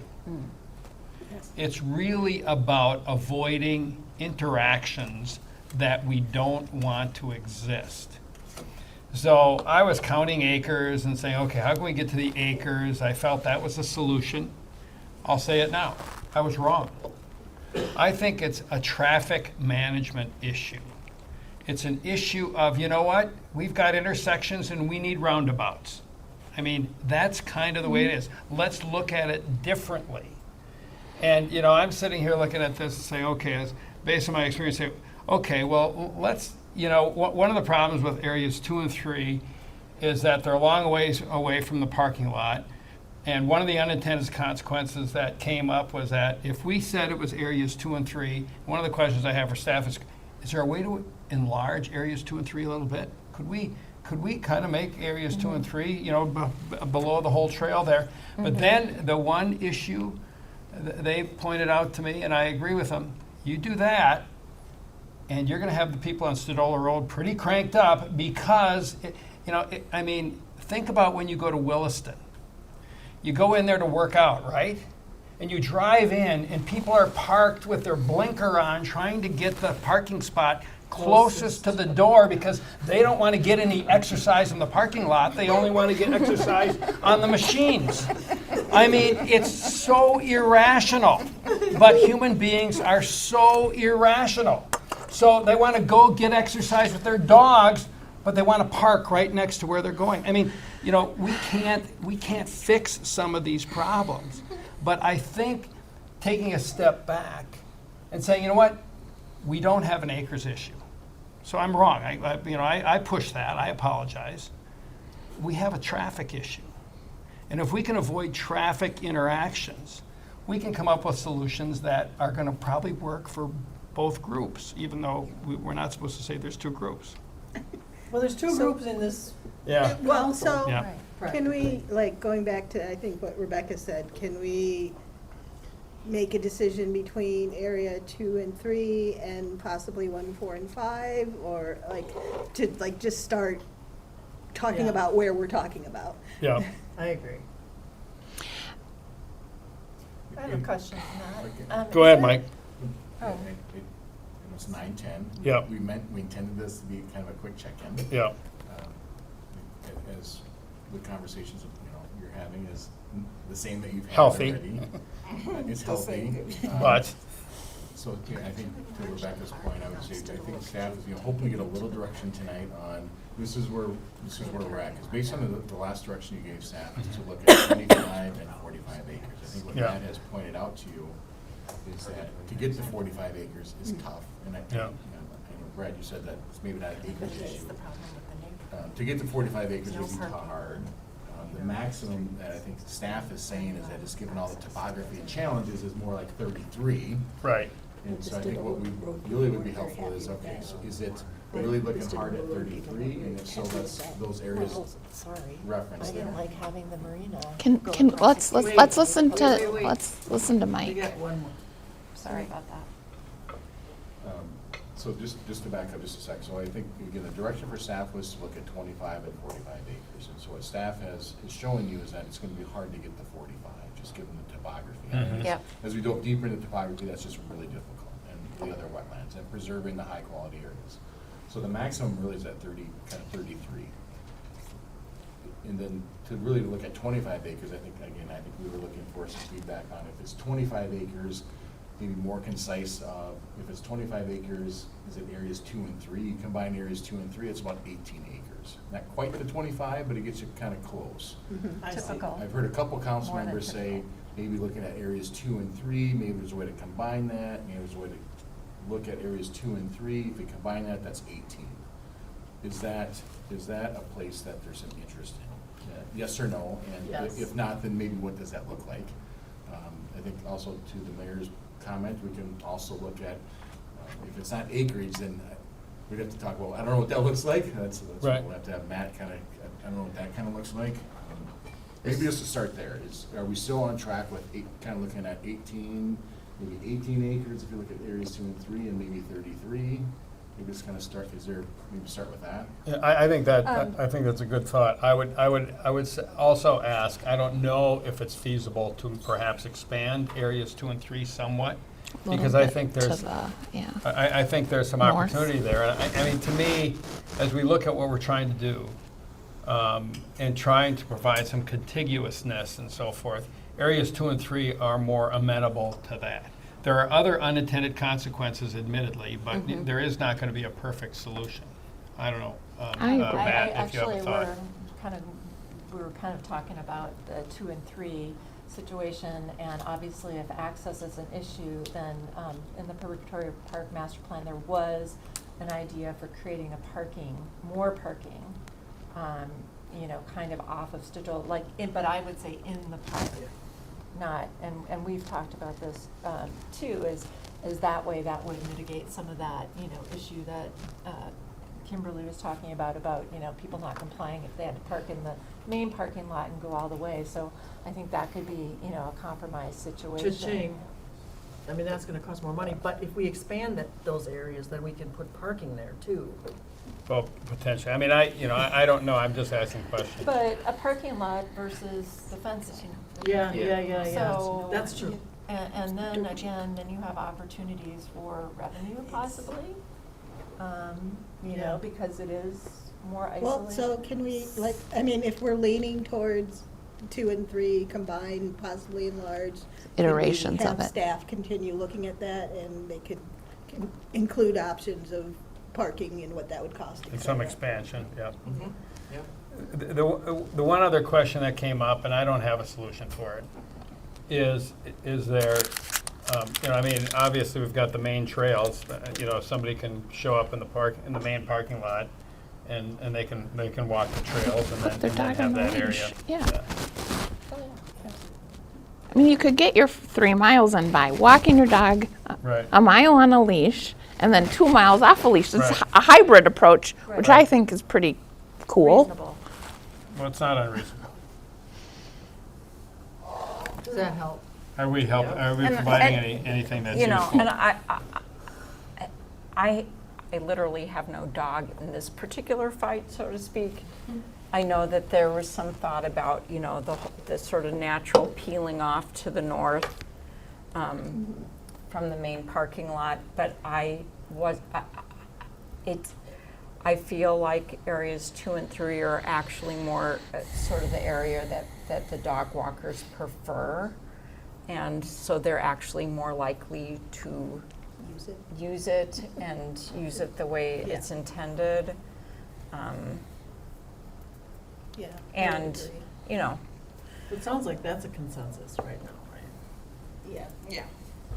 I mean, if we could get to 20 acres in that general area, I think that's pretty good, plus or minus. I thought we were doing acres. We're not. It's really, but I mean, I think from a size perspective, that's a reasonable compromise. But I do think there is this traffic management, Yeah. Avoid the interactions. I mean, it's, this is like Highway 7 and 101, you avoid the interactions and you have fewer problems. He's nodding his head, he got it. Okay. So, We can do a better job of identifying those key areas. That was one thing, mitigating these areas of tension as in theory, but looking Yeah. closer. Where does that happen, and where can signage or bits of fencing right. mitigate that? Hope that's helpful a little bit. Any other last comments before we move on? Yeah, of course. Just that, again, I would really ask staff to look carefully, and I think ask us as a council to consider carefully if we want to be such an outlier as, in terms of the fencing issue. For multiple reasons, public, safety, and also, kind of if we want to be a regional park, want to become a regional destination for everybody and their brother, bringing their off-leash dogs where there's no fencing.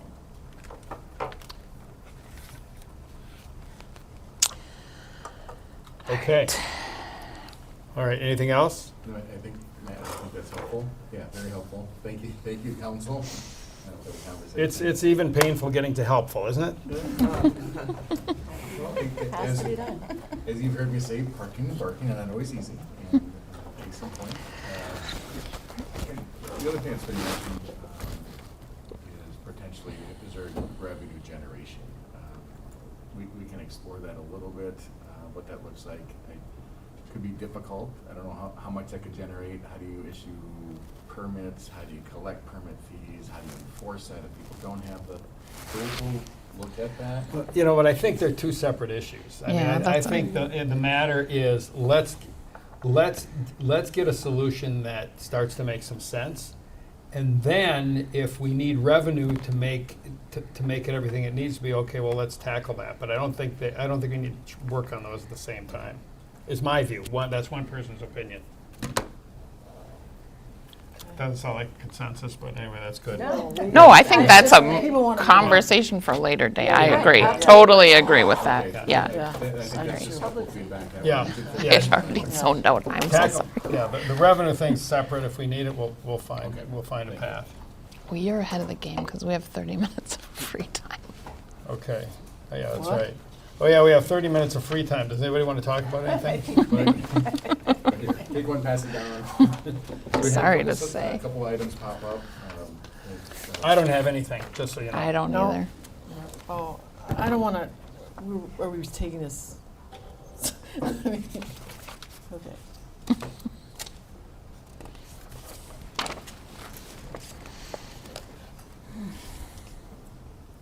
I'll just turn over to Mhm. turn over to Brad for. Okay. So we've got two things here, and so first of all, I'm just going to turn to the council members who raise these issues and say, you know, do you want to talk about this? And if you do, what are you interested in getting a perspective on? You know, I at this point, I just wanted to bring it up and maybe talk about it, you know, for a future study session, but I don't want to go over it tonight, to be honest. Okay. I'm done. All right, we'll move on. So, Kizzy, Yes. you know, and we've heard this issue before too, so let's be quick on land trust housing. Well, we haven't heard all the issues. We heard some of the issues. Okay, are we going to hear them tonight? It's late, but I would like to discuss it in Okay. the future. I mean, it is late, but I do want to talk about this, and I know Rebecca did bring it up too about the land, 99-year lease. Well, I don't think you bring it up here, but I do want to discuss it, and talk about it. Okay. And we don't know the history of land trust, and so there's questions that I did ask that I would like to know. Whether it's tonight or at a different study session, I'm fine with it, but I would like to know. So, and the questions are, It's right there on the paper. okay. It's clear and concise. So who, what, where, when, and why? I'm not what are you asking for there? Where did this land How trust did come it from? Why did it happen this way? Where the 99-year lease, who makes the decision? If I was told before, if we're investing money in any project, then we have decisions to change it or do something different. And so since we have influence over as a council and we're steady investing in land trust, then I think we should have some influence. So that is what I'm speaking of. Okay.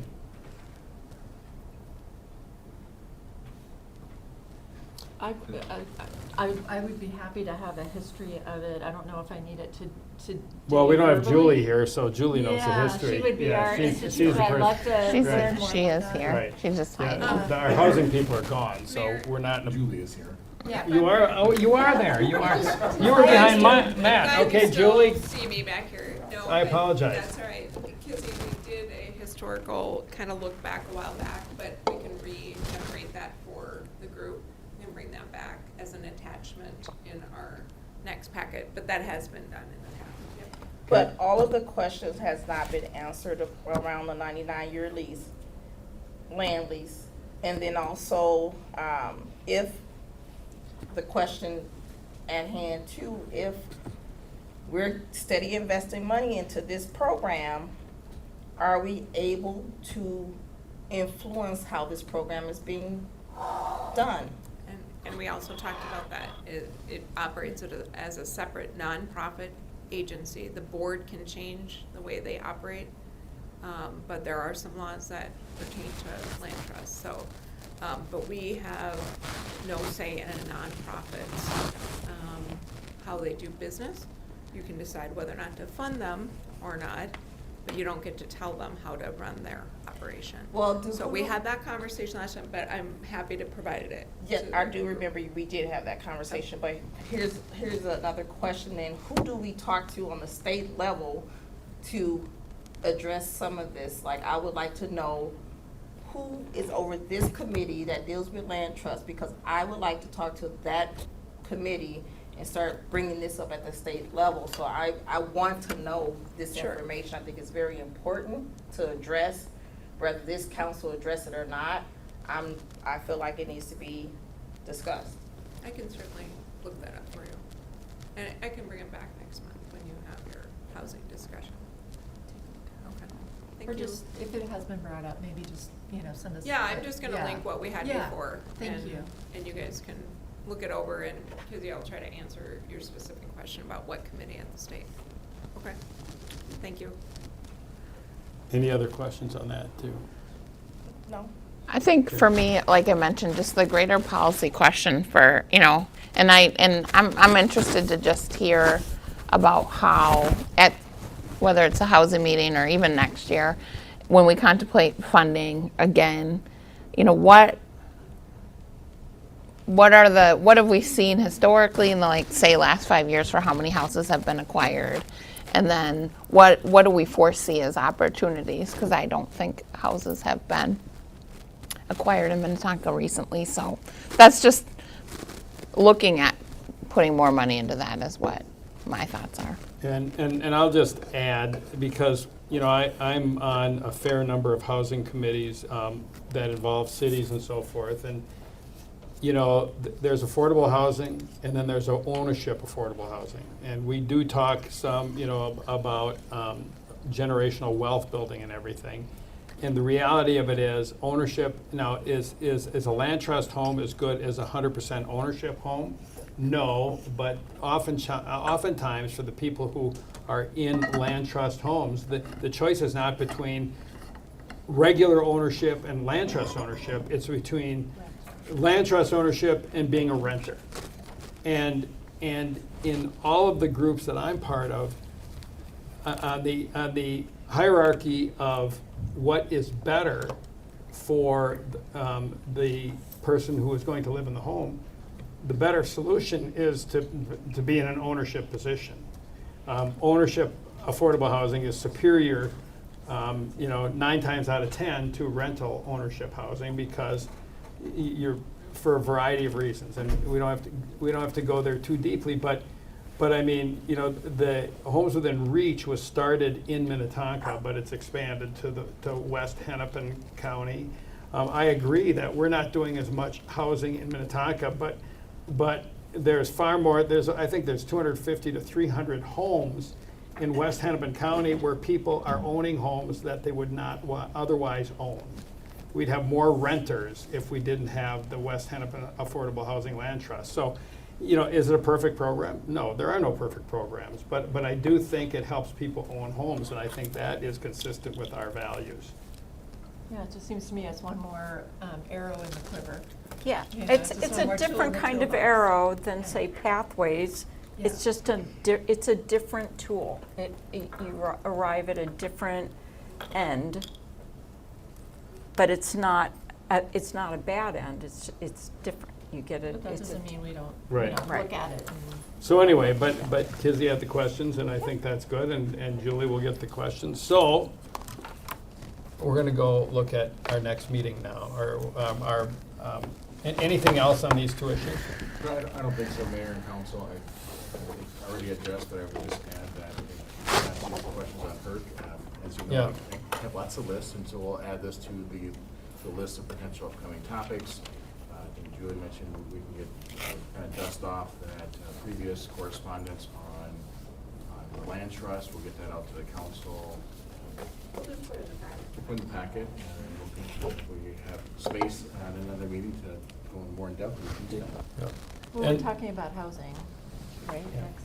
Yeah, so next Excellent. I'll transition into, Yeah. then for the next quarter, July 21st is our next study session, is housing and youth opportunities and programming. So we have two topics next meeting, Yep. so whatever we can cover as much on housing and those two topics, we'll, again, I know our goal is always to keep our study sessions at a good manageable level. August 18th, one agenda item, which is the 2026 general budget discussion, so it's kind of really all things budget then in Yep. August. So a lot of things we talk about tonight will also come back a little bit. And then in September, the zoning rewrite update, and then we'll be back to 30-minute budget time. You know, if I could throw out one question I've got regarding the HERC, as if we're gonna go back to that. The challenge, I look at that issue like the Hennepin County Boys School was looked at. We stopped doing something, but what's going to replace it? And I think that is the fundamental question that needs to be answered. Because stop doing, the HERC is easy to dislike. But trash is really hard to like too. And if you say, okay, well, we're gonna stop a bad way of getting rid of something without replacing it with an alternative, we create a lot of unintended consequences. And I there will is, say, like, several of us have been in different groups with discussing the HERCs and Yeah. discussing alternatives, Yeah. and like, I think that's Part something of we the- can go part- into more depth. yeah. That sounds good. Another time. All right. Everyone ready to go home? All right, thanks, everybody.